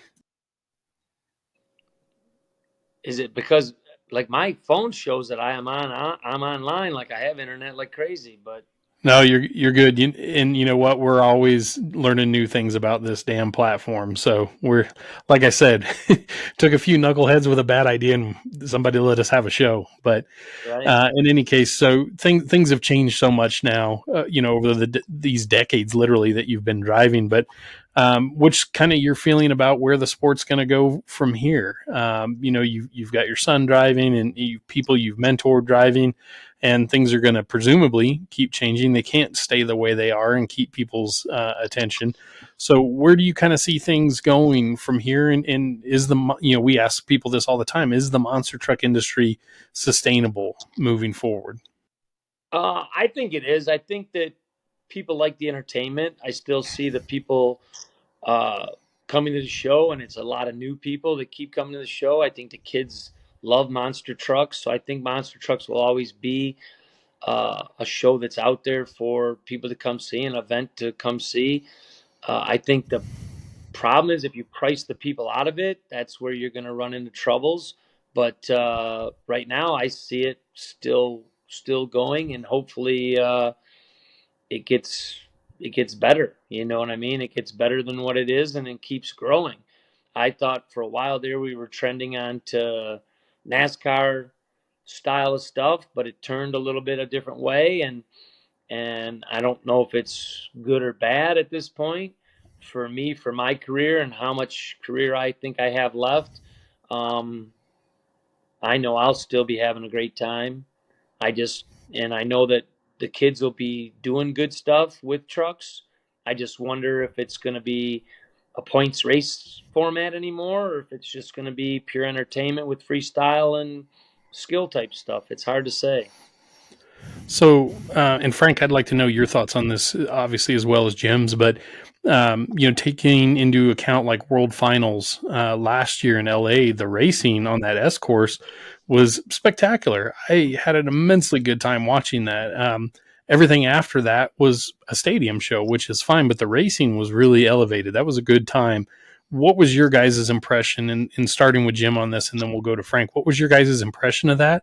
And in your mind, did that make a case to maybe bring back a little more complex or serious racing as a component of high level shows like Monster Jam? I like the racing aspect. That World Finals was awesome, and I agree with you there. In fact, the track we raced on this year has been fun, and I've been rocking it in racing the majority of the time. It's been awesome for me, and I enjoy if you have a fun track to run, and it's not just a straight line, boring, or just a circle. If there's some different turns to it and something that's a little more edgy, I think that's awesome. And as far as how the freestyle went of that show, I think it could have been awesome if they would have done a 2-day format where they had racing the one day and then changed the track over to a freestyle track the second day where we could all get a good look at it. So what depressed me about that show was I was early in freestyle, which I don't have a problem. I'd go first if they wanted me to. I don't have a problem with that. But the problem was I didn't get to see the track changeover, so I had no clue what I was going out there into. I was kind of going out blind, and it's not fun to go out there blind if you can't set up. I don't exactly set up a run to where I know every move that I'm making or how, what path I'm going to follow, but I look at every jump and obstacle of what I can do with it, and then know if I'm pointed in that direction, what to do. Where when you go out there blind, you're hitting some stuff and it's sending you in what you never would have imagined, and now you've got to ad lib, and sometimes it makes for a great run and sometimes it ends runs early. And for me, it ended earlier than I wanted it to. I had a decent run going, and I thought if I could have kept it on the wheels longer, we might have been in contention for something. And it seemed like a lot of people ended runs early because it was like a minefield out there. You didn't get to study it, you didn't get to check it out. So this year, I don't know how it's going to work. I'm not sure. I'm going to just roll with it and see if I'm there and competing, that I'm going to see how it works. They're doing a 2-day format, but they're doing racing and freestyle both days. So that tells me that the track has to stay the same for racing as it does for freestyle, because they're going to use that same racetrack the second day for the second half of the field. So I don't know if that's going to be a good or bad. I loved it when it was at Sam Boyd Stadium. You had some of the greatest racing you could ever see, tight finishes, fast as all get out, super exciting. Out through that chicane, like, to me, that was some of the best times. And then they would spend the night, the dirt crew would do their magic, and you would have one of the greatest freestyle tracks you could ever imagine to go out and have fun on. Some years better than others, but you can't hit a home run every time. And some years they hit really big grand slam home runs. That freestyle track was awesome. So, I mean, I hope they look back and see that sort of thing and go that way. And other promoters that are out there, the independent promoters, Elliot Miller, for example, with Monster Truck Throwdown, he makes some awesome tracks. He has some cool stuff. They just did the Soaring Eagle again last year, and that was always a highlight. You know what I mean? You get a track out there that you can do cool stuff with and make it awesome and have a ton of awesome freestyle hits. It's an awesome show. And there's a lot of stuff out there, and a lot of people who do that. And if that's the direction it keeps going, I don't see monster trucks ever failing. That's for sure. So what do you think, Frank? Your current driving duties have you doing, a series that is very much, and I would argue it's worthwhile and an important thing to keep kids and keep turning over the young fan base to keep coming back to monster trucks and engaging with family audiences. So that's kind of the environment you're in. You guys aren't, cutthroat racing or cutthroat freestyling. Is there a place, for that kind of series moving forward as a component that helps keep the public engaged in what we want to, keep them coming back to? Oh, absolutely. I coming into this year, I didn't know a whole lot about the Hot Wheels tour. I've learned a lot on the fly, and I think it's a really good thing. It's a whole different element. I wouldn't even say it's competing with Monster Jam. It's just its own thing, just like Monster Jam is its own thing. And I really enjoy it, and it's a whole different. I don't even know how to explain. It's a whole different feel. It's a whole different thing. Like I said before, I've told you before, Kyle. All the fans. It's all parents, and then people 2 feet tall. That's it. There's no in between. And it's great, though. It's refreshing to come into that. And it's a whole different kind of thing because all the trucks are based on toys that they all have at home. They're all Hot Wheels toys, which is pretty cool. And they come there and they say, they have the little Mega Rex in their hand. And they look at the truck and they're like, oh, my God, it's the big one. It's like, yeah. I mean, it's a whole different way of thinking and a whole different concept, which is pretty cool. And but going back to what Jim said, which, like I said, I love what I'm doing right now, couldn't be happier with it. But going back to what Jim was talking about with the whole World Finals thing, the whole Sam Boyd thing, it bothers me that there's going to be a generation of fans that don't know what that was, because that was the Monster Jam World Finals at Sam Boyd Stadium was off the charts. It's like because back then there weren't tours. Everybody was all over the place. And then finally we all met in Vegas, and that was everybody, all the display trucks, everybody, people you didn't see all year, guys from out west you wouldn't see, or guys from up east you didn't see, but everybody converged on Sam Boyd for that week or that week and a half or whatever. And like I said, Jim, like you said too, the track, it was crazy. The chicane was unbelievable. And I just wish monster truck drivers, current monster truck drivers that have never done it, could experience the chicane, because everybody needs experience at one time, because a monster truck does things that you don't think it could ever do. And that was a whole different time and a whole different thing. But what they're doing now is cool. I mean, like you said, the racing last year was awesome, and I agree with you on the freestyle. It's like maybe this year, by doing the 2-day thing where they're racing and freestyle 2 days, maybe that'll give people more time to see things and get a little better lay of the land, because that's a big thing. Because even doing what you're doing now, if you don't watch changeover at intermission, you miss where they're cutting this ramp, and you don't know if it's steep, if it was like it was when you ran earlier, or if they cut the back out of it and it's a brick wall. So hopefully that'll help. But all in all, though, I really think the heyday for World Finals, I'm an old guy just like you, Jim, so it's like we're stuck in the past, obviously. But the Sam Boyd years were pretty cool. Pretty awesome. I agree.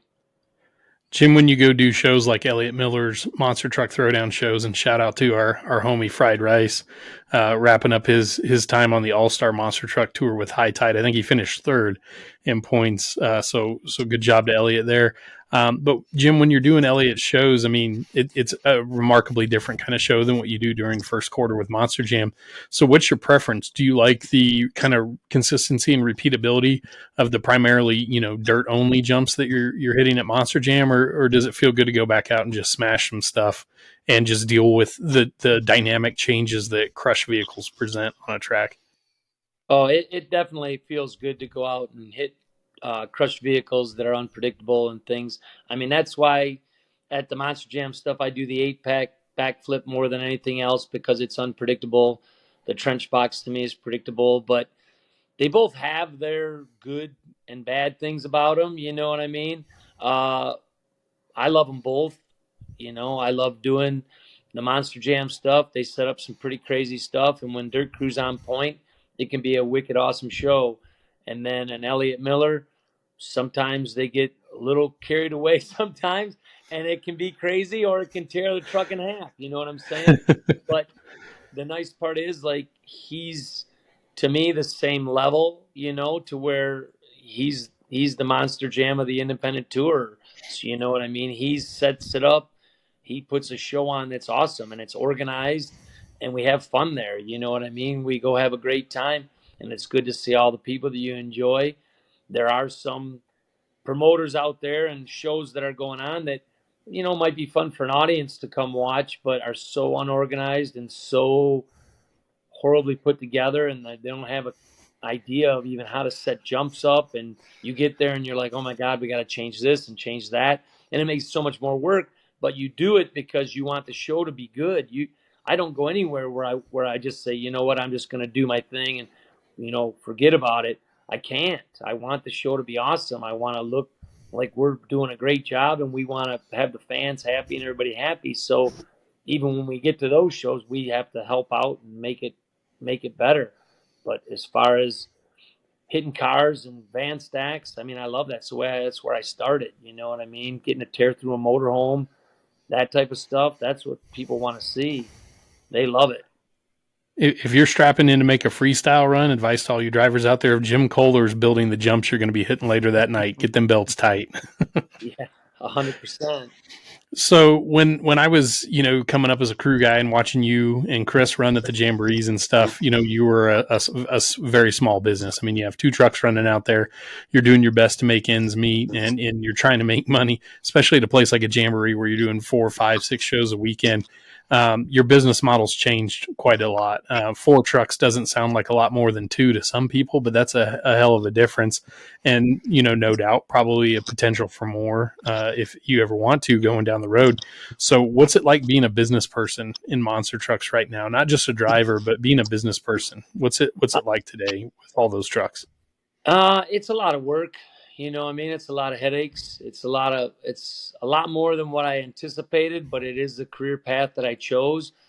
Back when we were doing the jamborees and it was 2 trucks and it was Bergeron and me, I had really only owned 1 truck because Chris owned his and I owned mine. So it was really 2 separate businesses, basically, going together. He did his thing, I did mine. I booked the trucks, so I took care of that. Like, he was too busy plumbing to worry about what promoters. And once in a while, someone would call him and he would set up a show where we would do it, but very rare. And then all the parts ordering, but he paid for his own parts. You know what I mean? So I didn't have to deal with the money end of it for him, but I would get the stuff ordered so I knew the parts were coming, so I knew we could do the next show.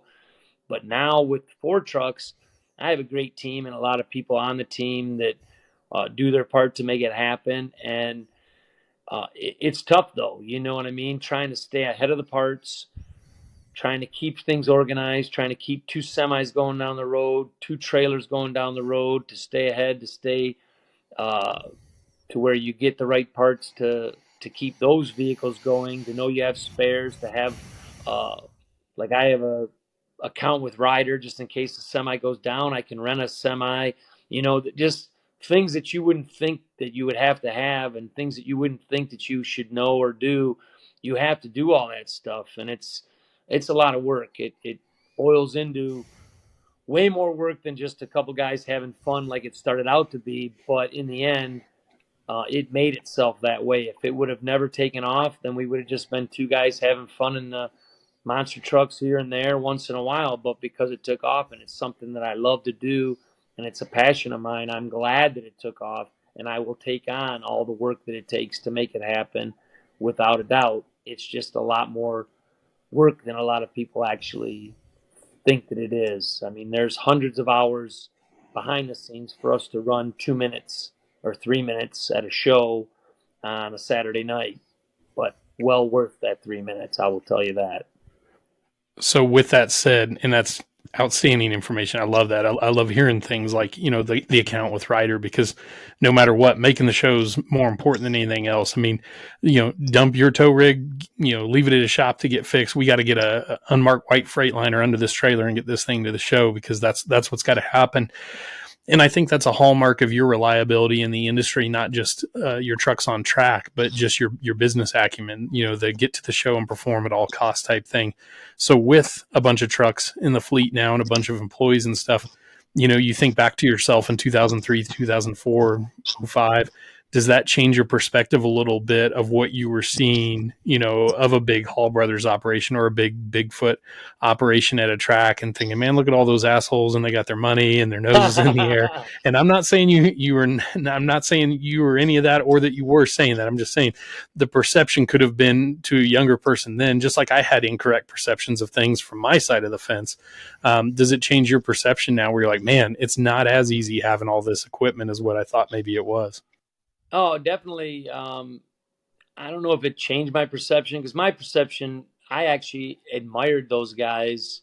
We may not have got along with all of them at one point in time through my career, because I do things different than a lot of people do things. But I still admired the fact, like, you could use Hall Brothers then as an example. The fact that they, like, have beautiful semis and the trailers are clean and neat and their motto is stuff.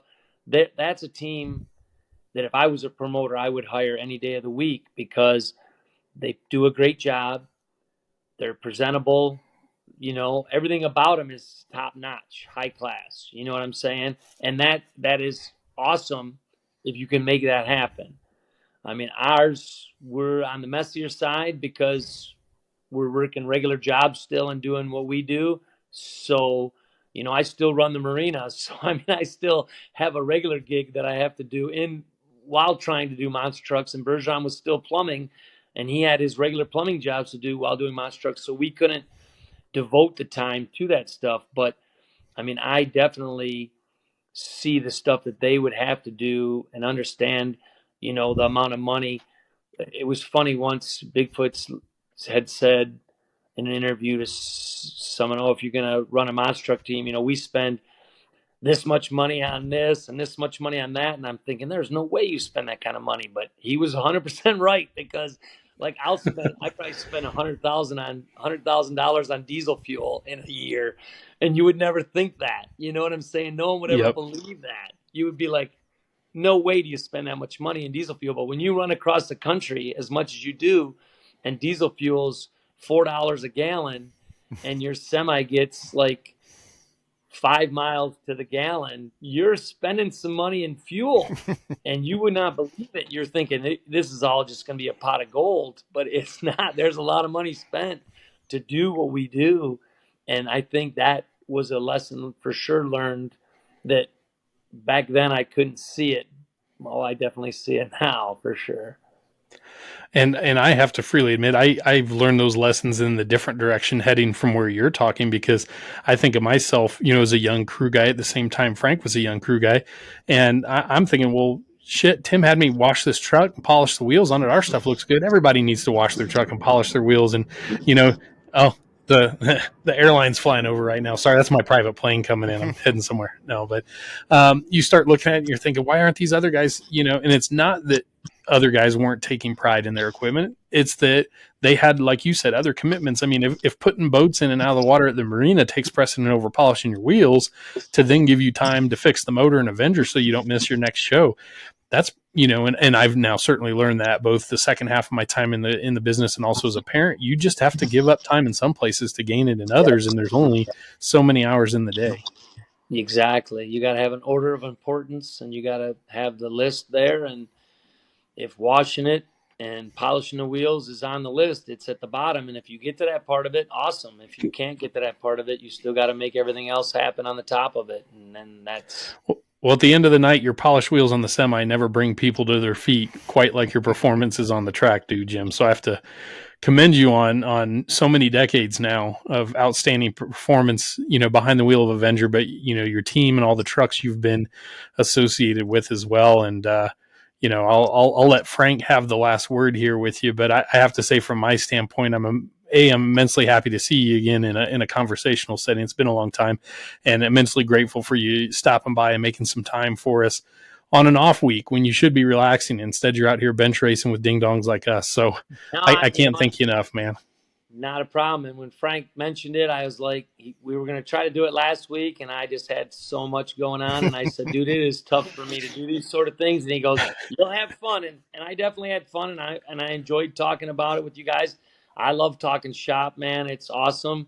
It's hard sometimes to make the time, and I'm glad we were able to make it work, even though we had a few technical difficulties with the computer and then had to go to a phone.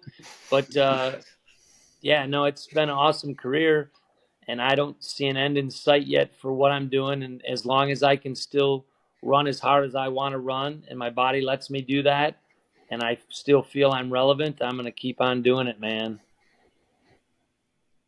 Frank, any closing thoughts?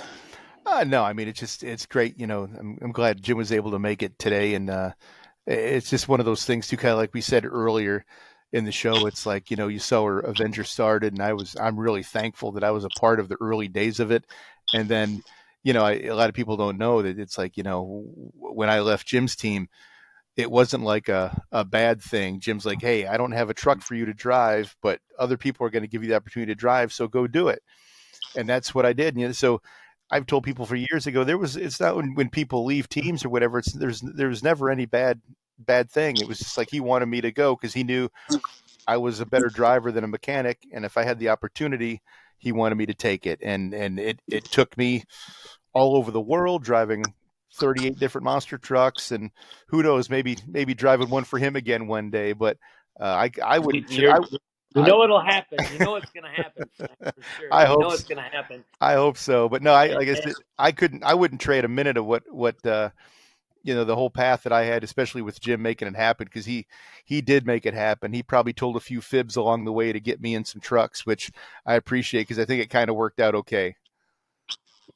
I think it worked out awesome. And Frank is 100% right. When he was with me, when I seen he had opportunities to go drive, I pushed him to do it. You know what I mean? It's like, one day we'll have more trucks here and you could drive for me, but if you can make it happen now, you need to do it. And I'm glad that he did, and totally proud of his career, and proud that I could be a part of making him the man that he is and doing the stuff that he does,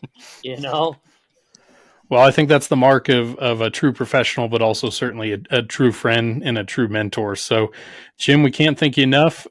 When you get off of here, we are going to tell all of our listeners that Bottom Dead Center is now one step above polishing wheels on the workflow at Team Scream, if you're all right with that. There you go. Awesome. Well, we're going to cut you loose, Jim. We're going to take a quick intermission here at Bottom Dead Center. We'll come back for a quick and tidy final installment on our show, our round tire discussion. So once again, shout out to Jim Koehler from Team Scream coming on with us this evening. Check him out on all the usual social platforms. Follow him weekly, pretty much, on Monster Jam's live feeds on their YouTube channel, and you'll catch him throughout the summer at Monster Truck Throwdown, among other events. So, Jim, thanks again, and we'll be seeing you real soon. Sounds good, man. Thank you, guys. Yeah, mama, look at little sis out in that backyard, shaking like this.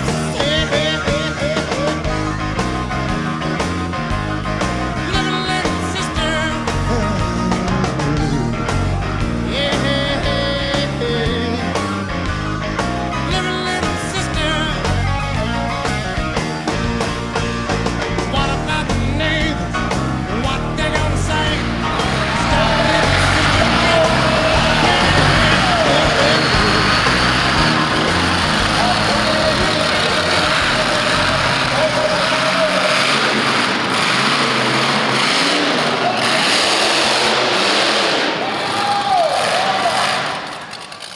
And we're back. Hey, we took our final break of the show right here. Frank, I gotta say, Koehler is amazing. I mean, as cheesy as it sounds, my heart is overflowing with gratuity that he took some time out of his off week when he should be relaxing to come on and talk with us. But I can't thank you enough, because obviously you're very close to Jim, and you played all the role in getting him to come on the show. But tell us about that, man. I mean, what do you think about hearing and telling some of these stories with him now to all of our listeners? Well, just listen to Jim talk about all that stuff in the beginning of Avenger and even his backstory. It's like a time capsule for me, because I was there for all of it, the beginning of Avenger. And then I was there when the kids were born, and then I babysat when needed, and did all the stuff that a crew guy who's willing to do anything will do. But I guess, just like we talked about before too, while we were talking to Jim, I couldn't be happier to see where Team Scream is now. I mean, what they are now, they're a dominant force in the independent monster truck situation. I mean, they're everywhere they go. They are the gravedigger for other promoters. It's like I ran with Chris this past summer a couple times, and he is the guy. And Chris is going to be the guy to lead Team Scream into the next how many generations, because he's a young guy, and there's another Koehler right behind him, John. So it's like they're going to be in good hands for a long time. But that was all set in motion by Jim and Chris Bergeron and everybody else who had a hand in that team as it went. Because I still feel a part of Team Scream, even though I'm not actively with them. I talk to Jim almost every couple times a week, and I feel a part of it. And being a part of the roots of it, I'm just really happy to see what he's doing now and the path that Team Scream is on right now. I think his operation has evolved. I mean, obviously it's had to evolve, right? That goes without saying, but I'm still going to say it. It's evolved so much, but he's become so much more professionally minded with how he's running the operation. And that's kind of a crossroads you come to, I think, with any kind of business. And that's kind of one of my favorite, dives to go off on this show, is the business side of things that I think fans don't think of a lot. And it's not as simple as just, we'll just get 2 haulers and we'll get, 16 tires and we'll have 4 trucks and 4 drivers, and it's going to be great. With a monster truck, just like with, kids, let's say, the workload is not linear when you go from 1 to 2 or 2 to 3 or 3 to 4. It is exponential, and the expenses get compounded. The workload gets compounded. And pretty soon you're not playing man defense, you're playing zone defense, as my wife and I like to joke, and you're starting to get outnumbered on things. And there's so many, literally but figuratively, moving pieces to running a monster truck operation. And Jim is I really admire him, because while in my younger days as a crew guy, I don't think I fully understood, kind of what his approach was and what he was doing. I see it so clearly now, and I appreciate it so much. The amount of work those guys are willing to put in, and their willingness to suffer. Like, I'm going to tear some stuff up out here to give the people the level of show they expect. I'm going to play the hits, to use a musical analogy. I'm going to play the hits, and if I break my guitar, I break my guitar, and I'll fix it tonight, and I'll come play the hits again tomorrow night, and everybody's going to see that. So I admire that immensely. But he's not lost that edge, nor has his team lost that edge. But he hasn't given up that edge in favor of becoming more business minded. So he's stubbornly plowing ahead and trying to be business minded and performance minded all at the same time. And a lot of times those things don't overlap very well at all. Well, as you know, as we saw in the when we had Jim on here a few minutes ago, he's a very, very smart guy, and Yep. the persona, the team scream, the yelling, and all that stuff. That's a big part of Jim. But there's, like he said, before he started doing monster trucks, he didn't know how to paint. He didn't know fiberglass stuff. He didn't know how to do that. But Jim's a very motivated and a real, self-starter and self-teacher. He'll teach himself how to do stuff. He'll find a way. He'll ask the right people. And that's what he's done. And especially as he moved forward, moving into Ford trucks, that's what he's done. He's figured it out. And that's just one thing I can always say about Jim is that even back in the day, no was never an option, and we can't, that was never a part of the vocabulary. It just was always going to happen. And I use that every day. And what I'm doing now with Monster Trucks Limited, it's like there's no option. It's like the trucks have to run and they have to go where they have to go. There's no substitute for that answer. This is what we have to do. And I got that from Jim and Scott Stevens, and my dad also. It's like but Jim more so because I watched that team scream grow into what it is now, and to hear Jim talk about some of the things he talked about, and it's refreshing and impressive to see the way he carries himself and how he went from just a guy who wanted to run monster trucks with his buddy Chris Bergeron and whoever could come help to what he's doing now. I mean, it's actually amazing, and I couldn't be more happy and more proud of what he's built there. I really appreciate his, and I know this is not an industry of people that really talk about, their feelings or mental health or, things like that a whole lot. I think we're becoming a little more open, which is good, but I think we're still way too closed off at this point. And I have to say, I really appreciate how candid he was about sharing some of his thoughts and feelings that he'd experienced or what he feels about things now, whatever the topic was. The story of him, how he handled being a parent in the mornings and the evenings and balancing. Well, he wasn't balancing it. He was unbalanced completely. He had no balance for himself, and he had given, he was pouring his cup out for his family and his business all day, every day, and barely refilling it himself. And I don't know how you do that. I mean, I feel like my cup's empty by the time I go to bed every night, and I'm always making sure my ass gets a decent amount of sleep. Got to have my beauty sleep. So how that guy has run on what should be fumes this whole time and has done so at such a high caliber and is such a high class guy. I mean, yeah, I love it. I love it for him, and we appreciate having him on. And hey, when we get off of here, holler at him. We need some pictures or something cool from those old days to drop in here on the podcast. I want to see the leaf spring thing that he was building. Oh, yeah. I want to see Jim Koehler working on 5-ton top loaders. That's my goal.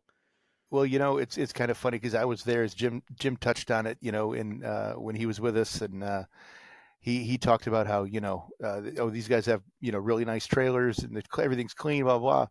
I was there when other teams were kind of poo-pooing Jim, saying, "Oh, your trailer's so dirty." Well, it's like they don't know what went on during the week. They don't know that I was in college and trying to do this and coming after school, and Jim had all that going on. People don't know, and people don't. I mean, they don't. It's not. They don't have to know, but I was there. I saw it. And I saw what he did and the sacrifices he put in for to keep those trucks running, and just the way he operated and put family first all the time. That was his main goal. And that's part of the reason I got to drive, because he had functions with the kids as they were growing up, and Bergeron, same thing. It's like, so we just all did what we had to do. And Jim was the absolute example of that. But, Jim never complained. Come to the shop. He's like, "Hey guys, what's up? Here's what we're going to do." And we'd do it. He had a game plan and we would just follow his game plan. And Jim was always the leader. Chris Bergeron, great. I can't say enough about him. And maybe he's a guy we need to try to work on getting in here. But Chris Bergeron and Koehler, those two together back in the day, that was a pretty stout force. And the work ethic combined with those two, unmatched. I mean, I witnessed it firsthand, and just to see what those two guys were capable of and what they made happen is ridiculous. And I want to take the full blame on my shoulders, because I as a 18, 19, 20-year-old kid, and I would have argued I was a grown ass adult then, and now I'm like, no, you were a kid. But I mean, I saw you guys over there too, and I think of the Lima Jamboree in like 2005 was probably like the biggest example of what on the outside looked like maybe the haves and have-nots. I mean, we had 3 Hall Brothers semis there. We had awnings off 2 of them. We had the Dodge, midway display of new vehicles, and we brought 3 trucks one year just so we could have a truck to freestyle and a truck to race. And I'm not saying the Halls did anything wrong or that Koehler did anything wrong or vice versa. All I'm saying is all I knew is what I was in the middle of there. And I'm also not saying the Halls were dogging on the guy. It's just we carried ourselves a certain way, I felt like, with that team.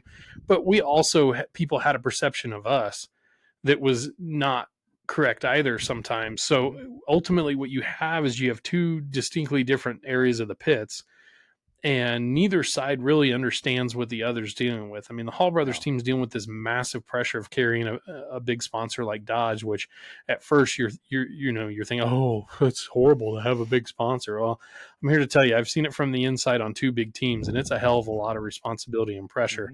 And then on the flip side, you've got, Jim and Chris over there, and they're funding all this stuff out of their own pocket. And trying to put on a kick-ass show, just like we're trying to put on a kick-ass show. They're doing it in their way. We're doing it in our way. And maybe if some people tune into this that don't know as much about Koehler's operation, but they're big Hall Brothers fans, or maybe they're huge, Koehler fans, but they don't know a whole lot about corporate, style-minded teams like Halls. At the end of the day, the conversation needs to happen, because when these stories get told, it opens everybody up to have a better appreciation for what both sides are going about. And if I could go back in time, because I joked with Jim, if you could go back in time, would your perception feel a little bit different? And he put it, wonderfully the way he did about how his perception may or may not change. I know for me, my perception wouldn't necessarily have changed about, what's what or what's fact, but my appreciation certainly would have changed. And I've always had strong opinions, and I still do. But one of my favorite things about getting older is that we are getting older, and we should be getting wiser, and we should be getting more open-minded, and we get to learn more of these stories and fill in the blanks that we missed. When we were younger.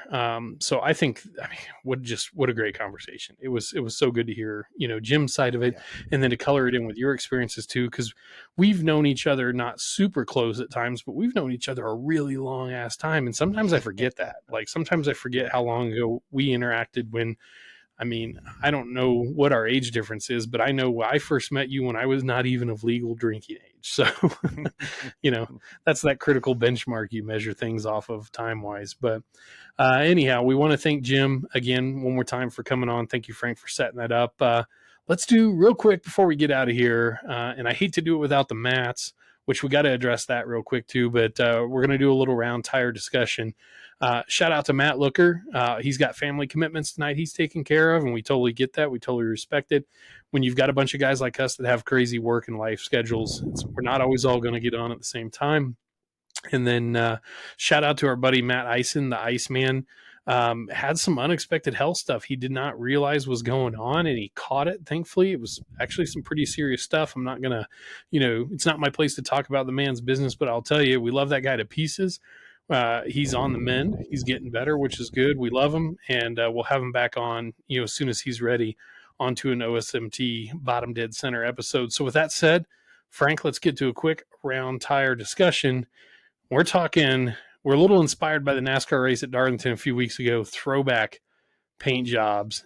And I can't speak for you, but I freaking love them. What are your thoughts on them? Not just in stock car racing, but like monster trucks, especially. What are your thoughts on those?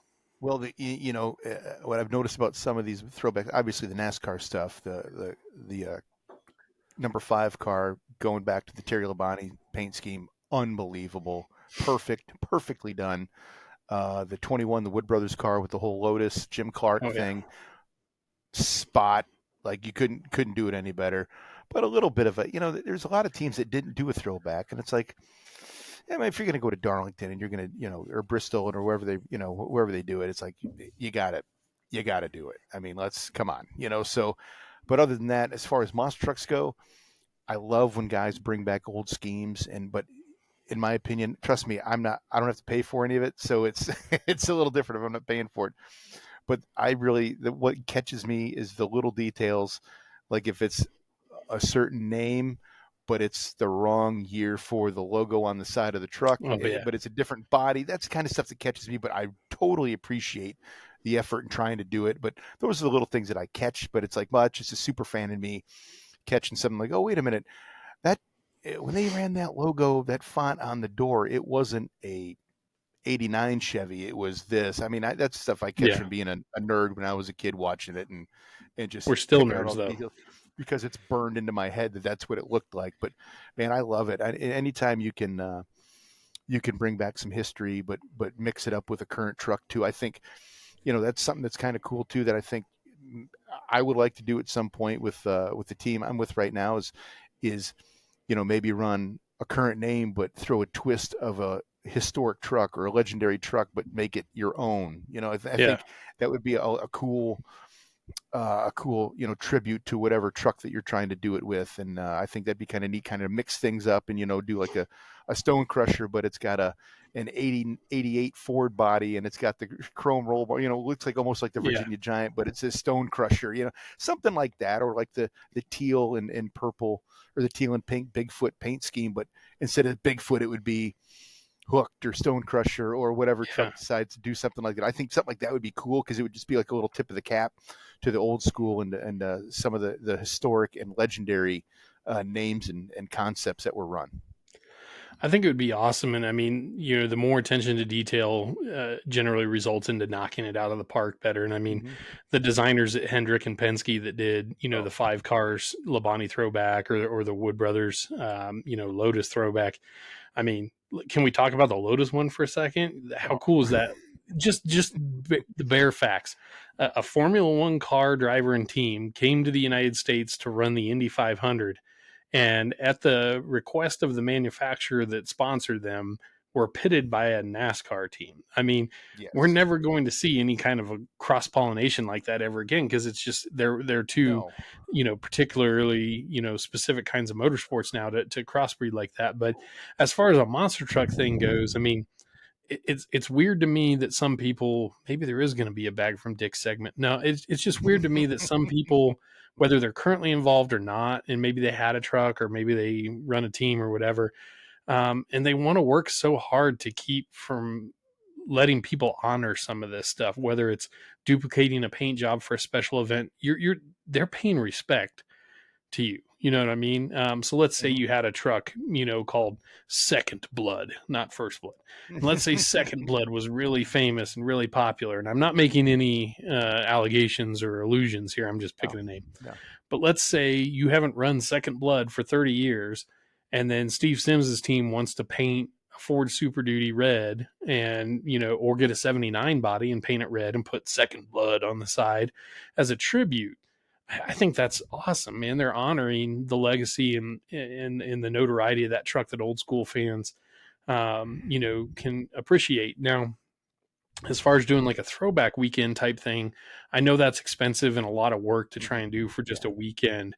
But as popular as all things retro and 80s and early 90s seem to be right now, I think it would be a really cool idea to do a themed Monster Jam World Finals where at least the field that's competing is, maybe not required, but certainly expected to show up with a retro livery of some kind, whether it's, so like Zach Garner's Wild Side doesn't have a 1989 livery to go back to, but then that's where you paint it like Carolina Crusher, put a square body on it, but do Wild Side kind of in the theme of the Carolina Crusher logo, something like that. I think could be really spectacular. And, I was at Bigfoot in 2009 when we did the retrofit project. I mean, I literally remember climbing around old Ford trucks and junkyards in Troy, Missouri with Chris Ludwig trying to find usable trim pieces, channel trim pieces to put on Bigfoot 12 Lurch's truck for the first retro body. And I just thought, this is so effing cool that we are doing this. Like, this is absolutely what Bigfoot needs to be doing. And, that stuff's kind of come and gone with them over time. It comes and it goes and it comes and it goes. And I love that they run a lot of 79 body stuff now. I'm not always the biggest fan of how busy the paint jobs get, but it's still cool. So I'm not going to dog it. But it's little things like you said, like the font. And I get why it's that way, because Patterson's Bigfoot logo is not a font. It's a hand painted thing, and everyone was different every time he painted one. So trust me, I get that. They can't draw that font out. But I think the font's called Aardvark Bold that they use for kind of like, the contemporary Bigfoot font logo. It drives me crazy, and I'm not faulting them. It's practicality. We used that font when I was there. Even still, I have that font on my computer. But oh man, like the Patterson font, when that is on something, oh man, like those little details send something to the next level, I feel like. No, it does, and I mean that's to me. It's like that's the Dan Patterson logo is what I grew up watching, and to me that's what Bigfoot was and is, So that's why I'm stuck on that one. But I understand how Yeah. it works. But let's go back just a second to the whole Wood Brothers throwback. I was watching a NASCAR podcast deal on YouTube the other day. We were talking about this, and the funny part about that whole thing when you said they brought in the Wood Brothers pit crew to do that. So back then at the Indy 500, pit stops took almost a minute, and the Wood Brothers were able to do it in 17, 18 seconds. So that bought them so much time on the track. So that to me just blew my mind that they were the first ones to think, hey, maybe let's try this. And they did it and pulled it off, and it was amazing. So that's just a little tidbit on that whole Wood Brothers thing. But, just like you said about the monster truck thing, font means a whole lot, because I think now, let's just throw a hypothetical out there. Say, the silver and blue King Crunch that ran the 89 TNT series. So you do that, you have that same body, but instead of King Crunch, you have whatever truck name, but you do it the identical font. It's just as a tribute to Scott Stevens. Stone Crusher, but you use a K for Crusher. That it's the same block with the pink letters and everything. That to me, I mean, I'm just speaking hypothetically. There's nothing's going on. Trust me. Right.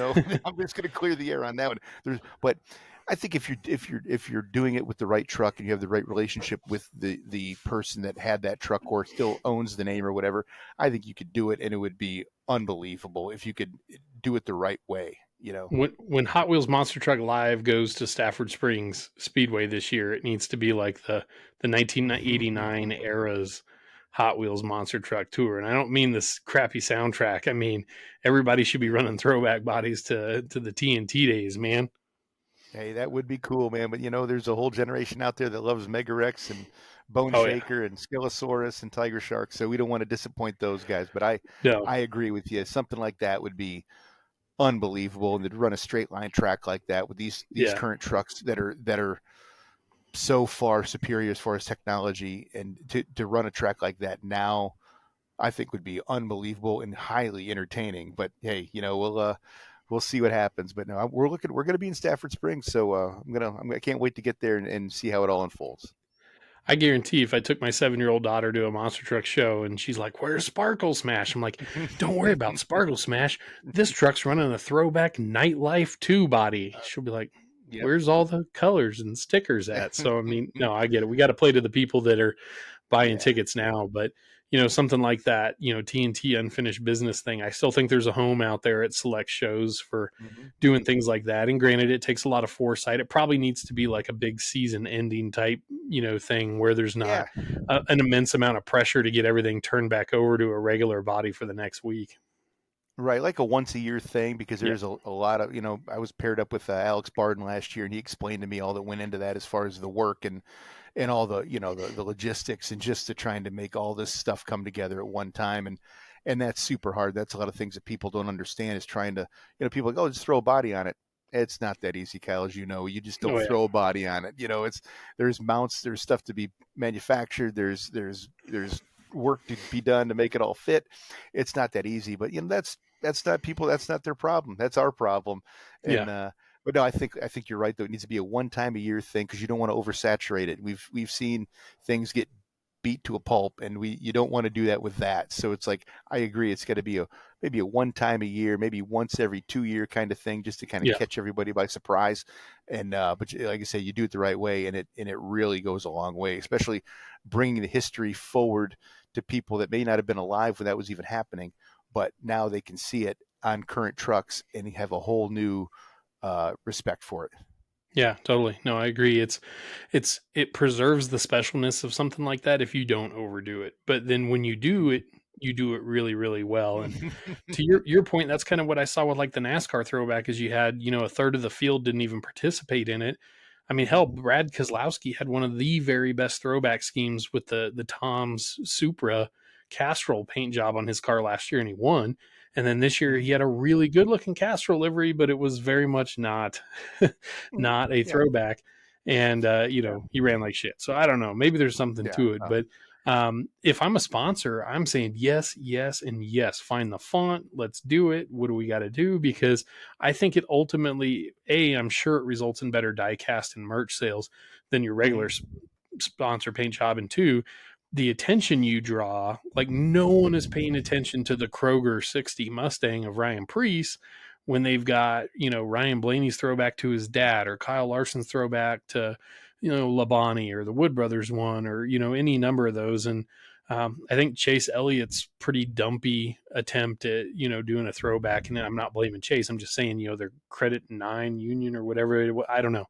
Yeah. Didn't even pay attention to it because it wasn't cool. So if you're going to do it, fucking do it right. Make it cool. So yeah. Another good one was that I just thought about this was the number 43, Eric Jones and Yeah. the legacy guys. They did a really nice, tribute to John Andretti with the 43 with the STP colors, but had it in tribute to John's foundation and all that stuff. So I think it was pretty cool that they went that extra mile to do that because they don't have to do it, but it's cool to have sponsors that are on board and are like, yeah, let's do this. So it's pretty cool, and like you said, there was a couple of them that were done amazing.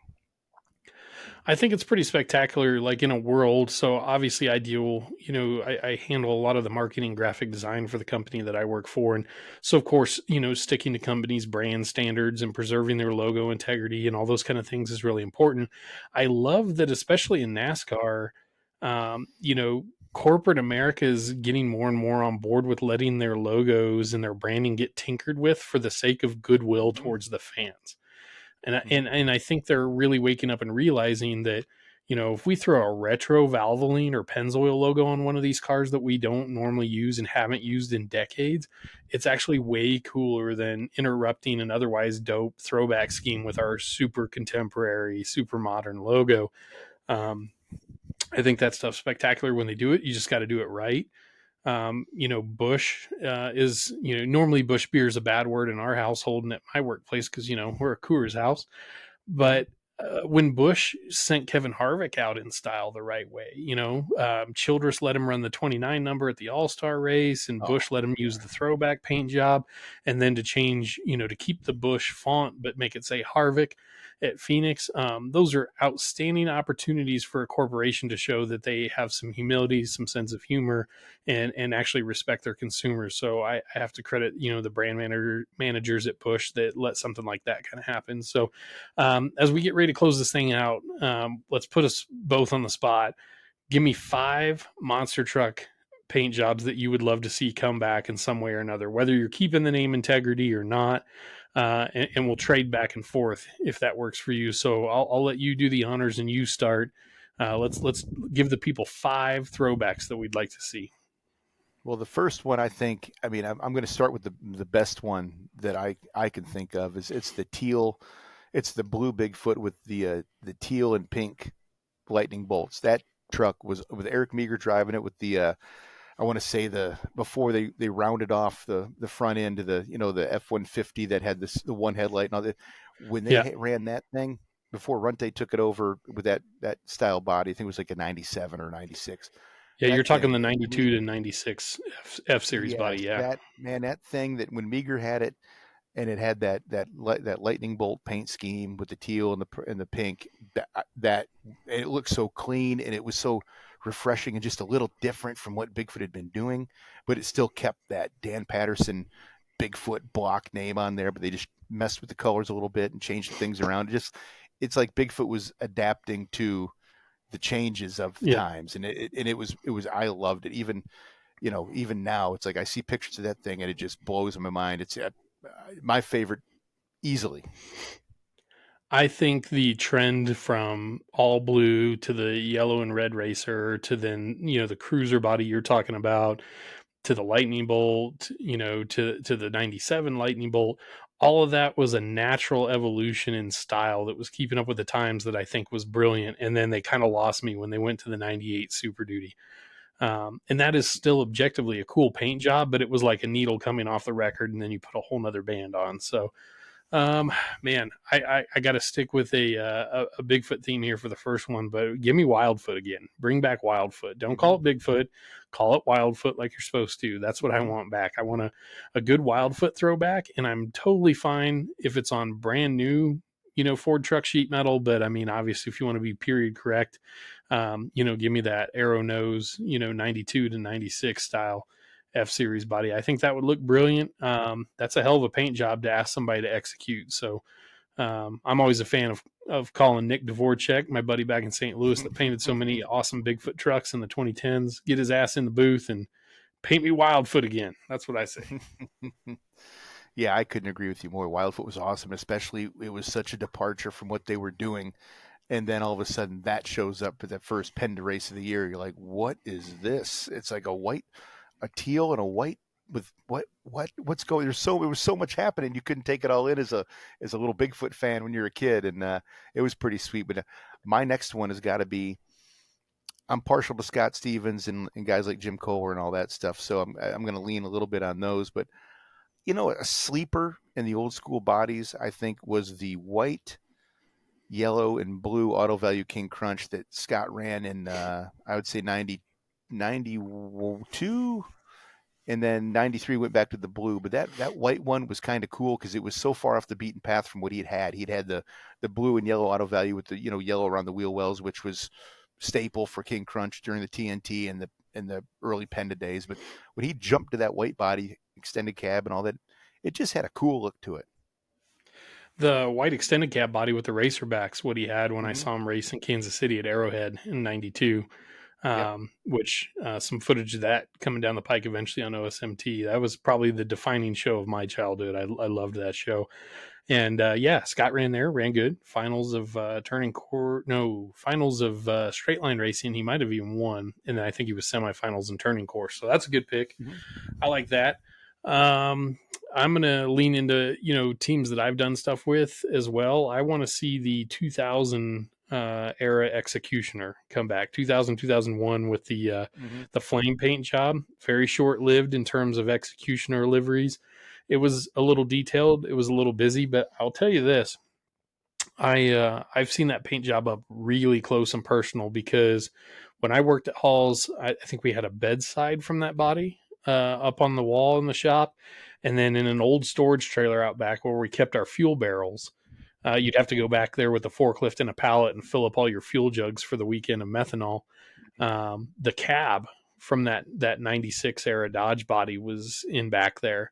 And holy cow, man, there was so much like hand painted, sign painter style detail on that paint job. No one will ever get to appreciate it up close and personal, probably as much as I got to, standing there for hours, filling up fuel jugs and maybe possibly being affected by methanol fumes on a hot Illinois day.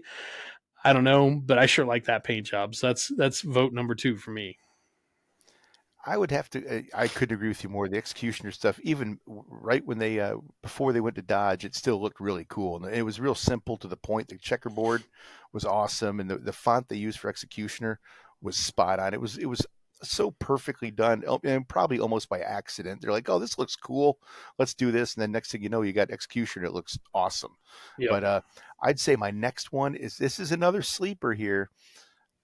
Truck from your neck of the woods, Mike Peterson, his Troublemaker truck.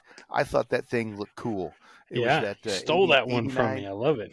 I'm sorry, because it's the black one with the blue and the pink and all that, and then the Troublemaker written in the brush stroke font.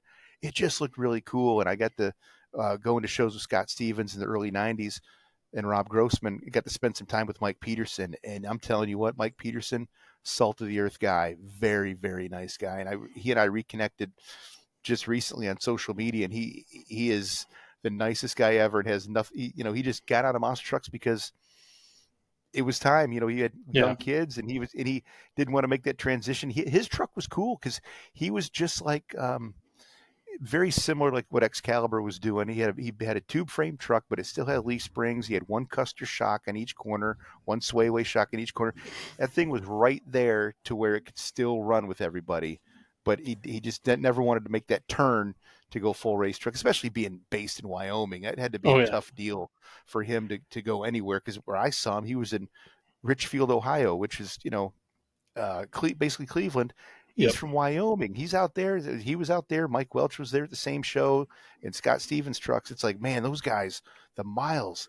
But going back to the Troublemaker body, obviously that thing just looked cool. It was clean, simple, but it just popped. And it had the blue chassis, and he had the one-piece wheels with the back cut Goodyears. I could Oh, go yeah. on and on. I just thought that thing looked cool, and I still do. I look at pictures of it now. I'm like, man, that thing's awesome. No, that was a great looking truck.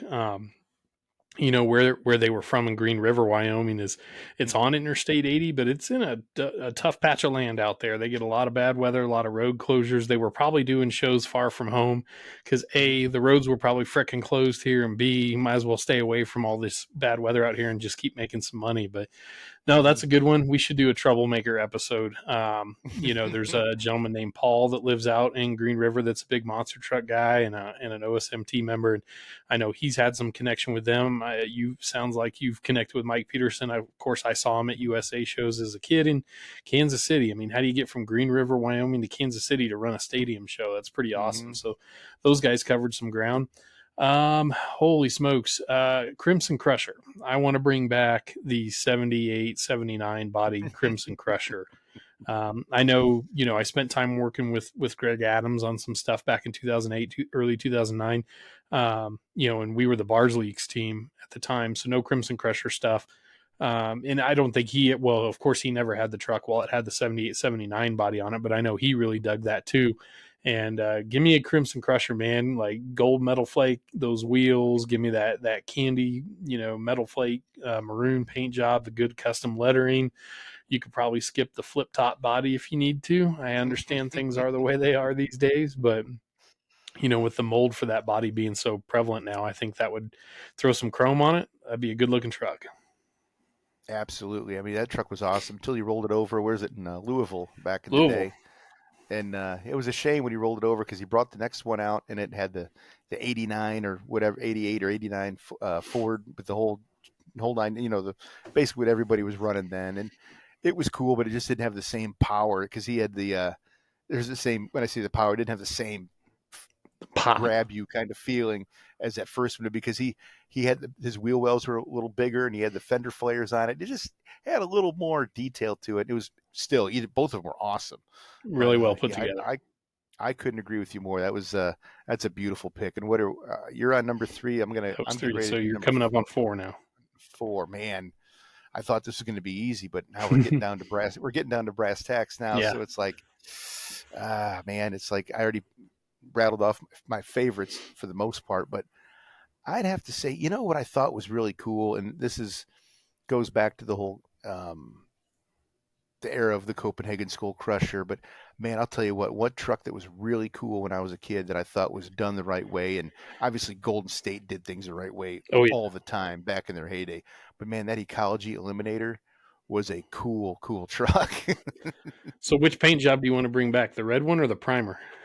Well, the primer is probably much, that's another guy we need to try to get on here is Jim Reese, because I think he'd probably have stories for days about all those, the magic they had to make happen with all those sponsor trucks. I can't even imagine trying to facilitate that whole operation. But man, that Ecology Eliminator looks fresh. And from what I've heard, I did Anaheim in 2016 was the last time I was there. Somebody said that truck sits untouched. They take care of it. Ecology Auto Yards takes care of it.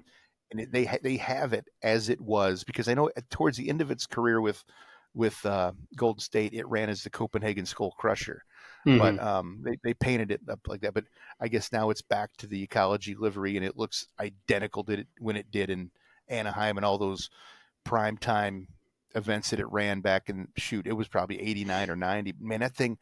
And Kyle, you tell me if you agree or not. I think that thing could probably still beat some trucks today. Oh yeah, the way it was set up.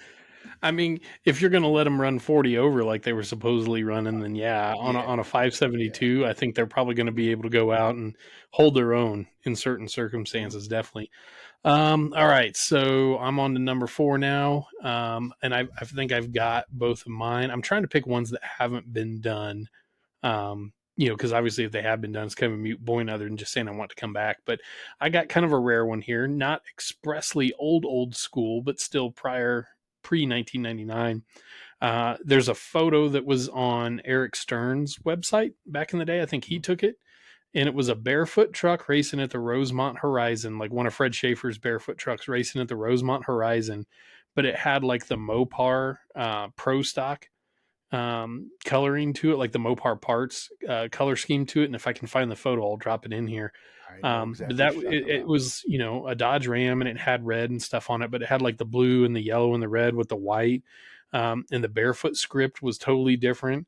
And it might have even appeared on an episode of Inside Monster Jam too, when they were like Mhm. recapping. And Womack, I want to say, might have been driving it, Womack or Mhm. Frolic. In any case, I really liked that paint job. I'm not a huge Mopar guy. Obviously, was working for a Dodge team, was pretty loyal to the brand, but I still like a lot of the history and the coloring and the imagery behind a lot of that Mopar stuff. And it just reminded me of the Mopar NHRA Pro Stock cars that were running at the time with the white, black, and the colored Mopar parts logo. So Mhm. maybe kind of an obscure one, but that was my number 4. So you're up, number 5. Make her count.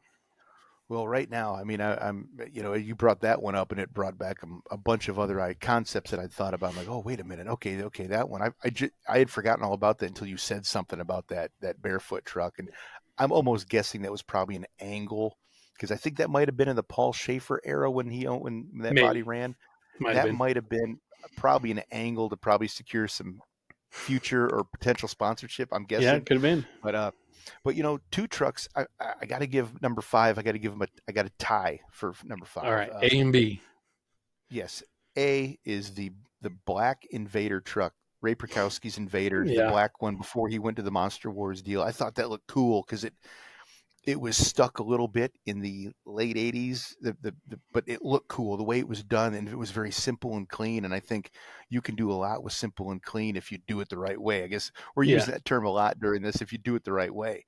But yep. that Invader looked cool because I remember him going rounds in Pontiac one year, and completely unexpected, had a fill-in driver, only two-wheel drive, but he was one of the only guys that could make that super tight turn that they were making in Pontiac that year with that Yep. big hill that they had to get around, and nobody could get around it, but he was able to get around it two-wheel drive, and that body just looked cool. I was there in person with my dad, and just saw the truck under the stadium lights and everything.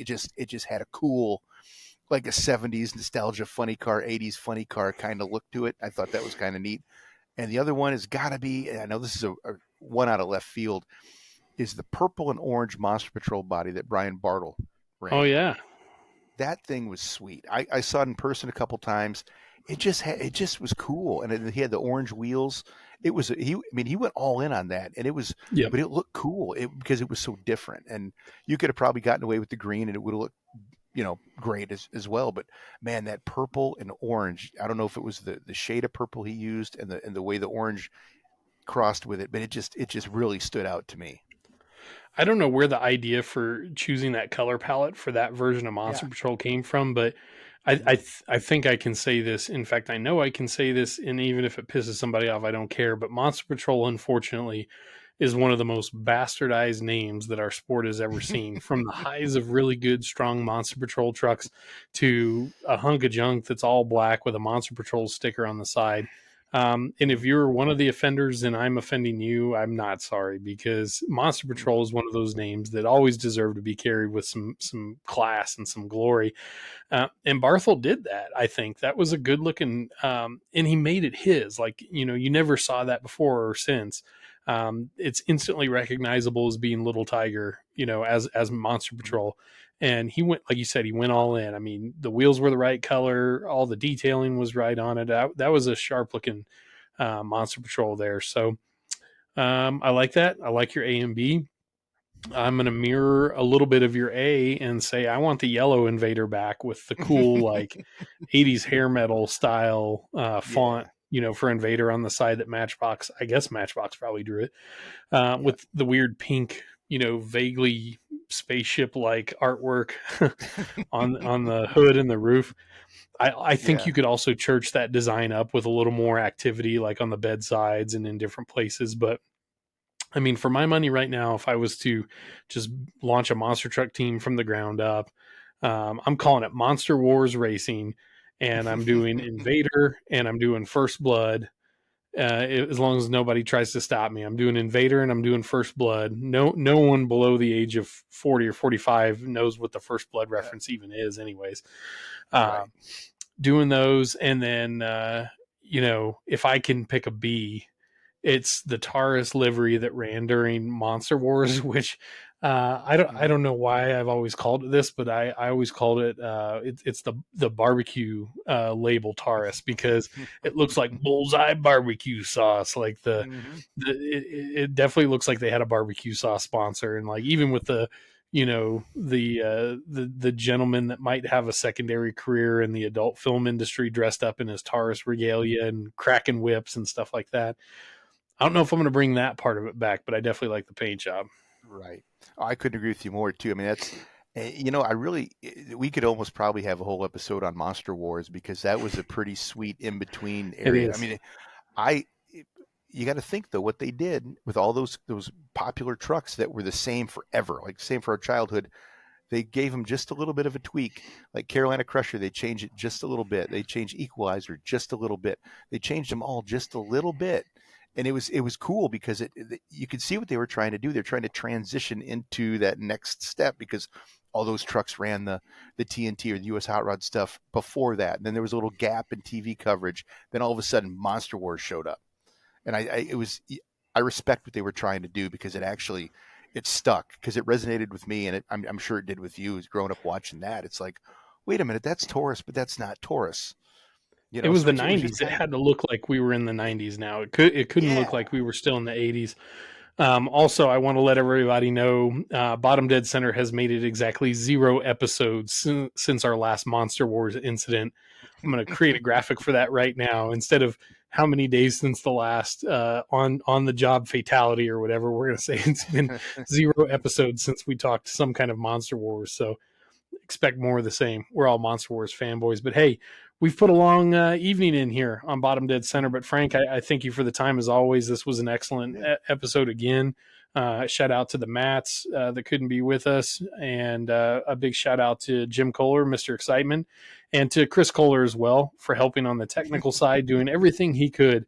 But it wouldn't be a BDC episode if we didn't have a technical glitch during our episode, because like I said, this is what happens when you let a bunch of ding dong monster truck guys have their own show on the internet. So here we are. There we go. Frank, any closing words? No, I mean, I just touching on, Jim Koehler, just can't say enough about it. It's just, I hope everybody enjoyed it, because I know we sure did. And it's great to have him. And all that does now is open the door to, so, who are we going to have next? What road can we go down to get some off the wall names that people may not even think about? Like we brought up a bunch of names today that would be great options. So I'm looking forward to where things are headed, but also, man, we got to just jump right back to Monster Wars for 1 second. Oh yeah. You can't tell me that song isn't burned into your mind. I might not have been thinking about it, but now it's stuck in my head. Definitely. You know it. You hear it. Like if I let YouTube play, yeah. If I let YouTube play and come back an hour later, and all of a sudden it just finds Monster Wars, I hear na na na na na na. I'm like, oh, I don't even have to look at the TV. I know exactly what's on. I might have to rip that off and make it the new BDC intro music. I paid $70 to Adobe for a really nice stock track that sounds vaguely like Iron Maiden, but I could have just ripped off Monster Wars. And I guarantee they probably didn't pay a whole lot for that song. That probably is floating around out there somewhere. There's some obscure band that created that, and it's out there. And I guarantee it won't take but 10 minutes to find out what that song is. As soon as it could get be. Off of here, Kyle. I don't need anybody in Tampa chasing me down for the music rights, though. So we'll see. But anyways, thanks to everybody out there watching. We appreciate it. And thanks for your support on all of our OSMT platforms. As always, our YouTube and our Instagram channels are not monetized. They are free. If you see any kind of bullshit ads running while you're trying to get your groove on watching some monster trucks, that ain't our fault. That's YouTube doing it, so don't you worry about it. If you do want to support us, check out OSMT Mart, our official online merch store at osmt.myspreadshop.com. I've got some cool designs I've been working on, just trying to find the time, man. I have to say, we're a great team over here at OSMT, and there's a lot of people that contribute to this. On the graphic design side, though, my twisted brain seems to be where all this stuff generally comes from. So bear with me as I'm learning video editing. I'm learning audio editing. All we're trying to do is tell some cool stories, man. And we want to talk amongst ourselves as friends about all this stuff that we love in front of all of you. And we love all. Don't pay attention to the video meme I snuck in. We love your chime-ins. They're not worthless. Always tell us what you think. We love the discussion in the comments, the live chats, all that stuff. So anyways, without further ado, we're going to get out of here. We will see you in a couple weeks' time, hopefully. I'll be in Indy. I know Frank's got shows coming up, so we don't ever promise when the next episode's coming, but trust me, we love recording these, so we'll get you another one as soon as we can. Got a couple really cool OSMT video releases coming up, so keep an eye out for the trailer on those as well. And we'll see you guys soon.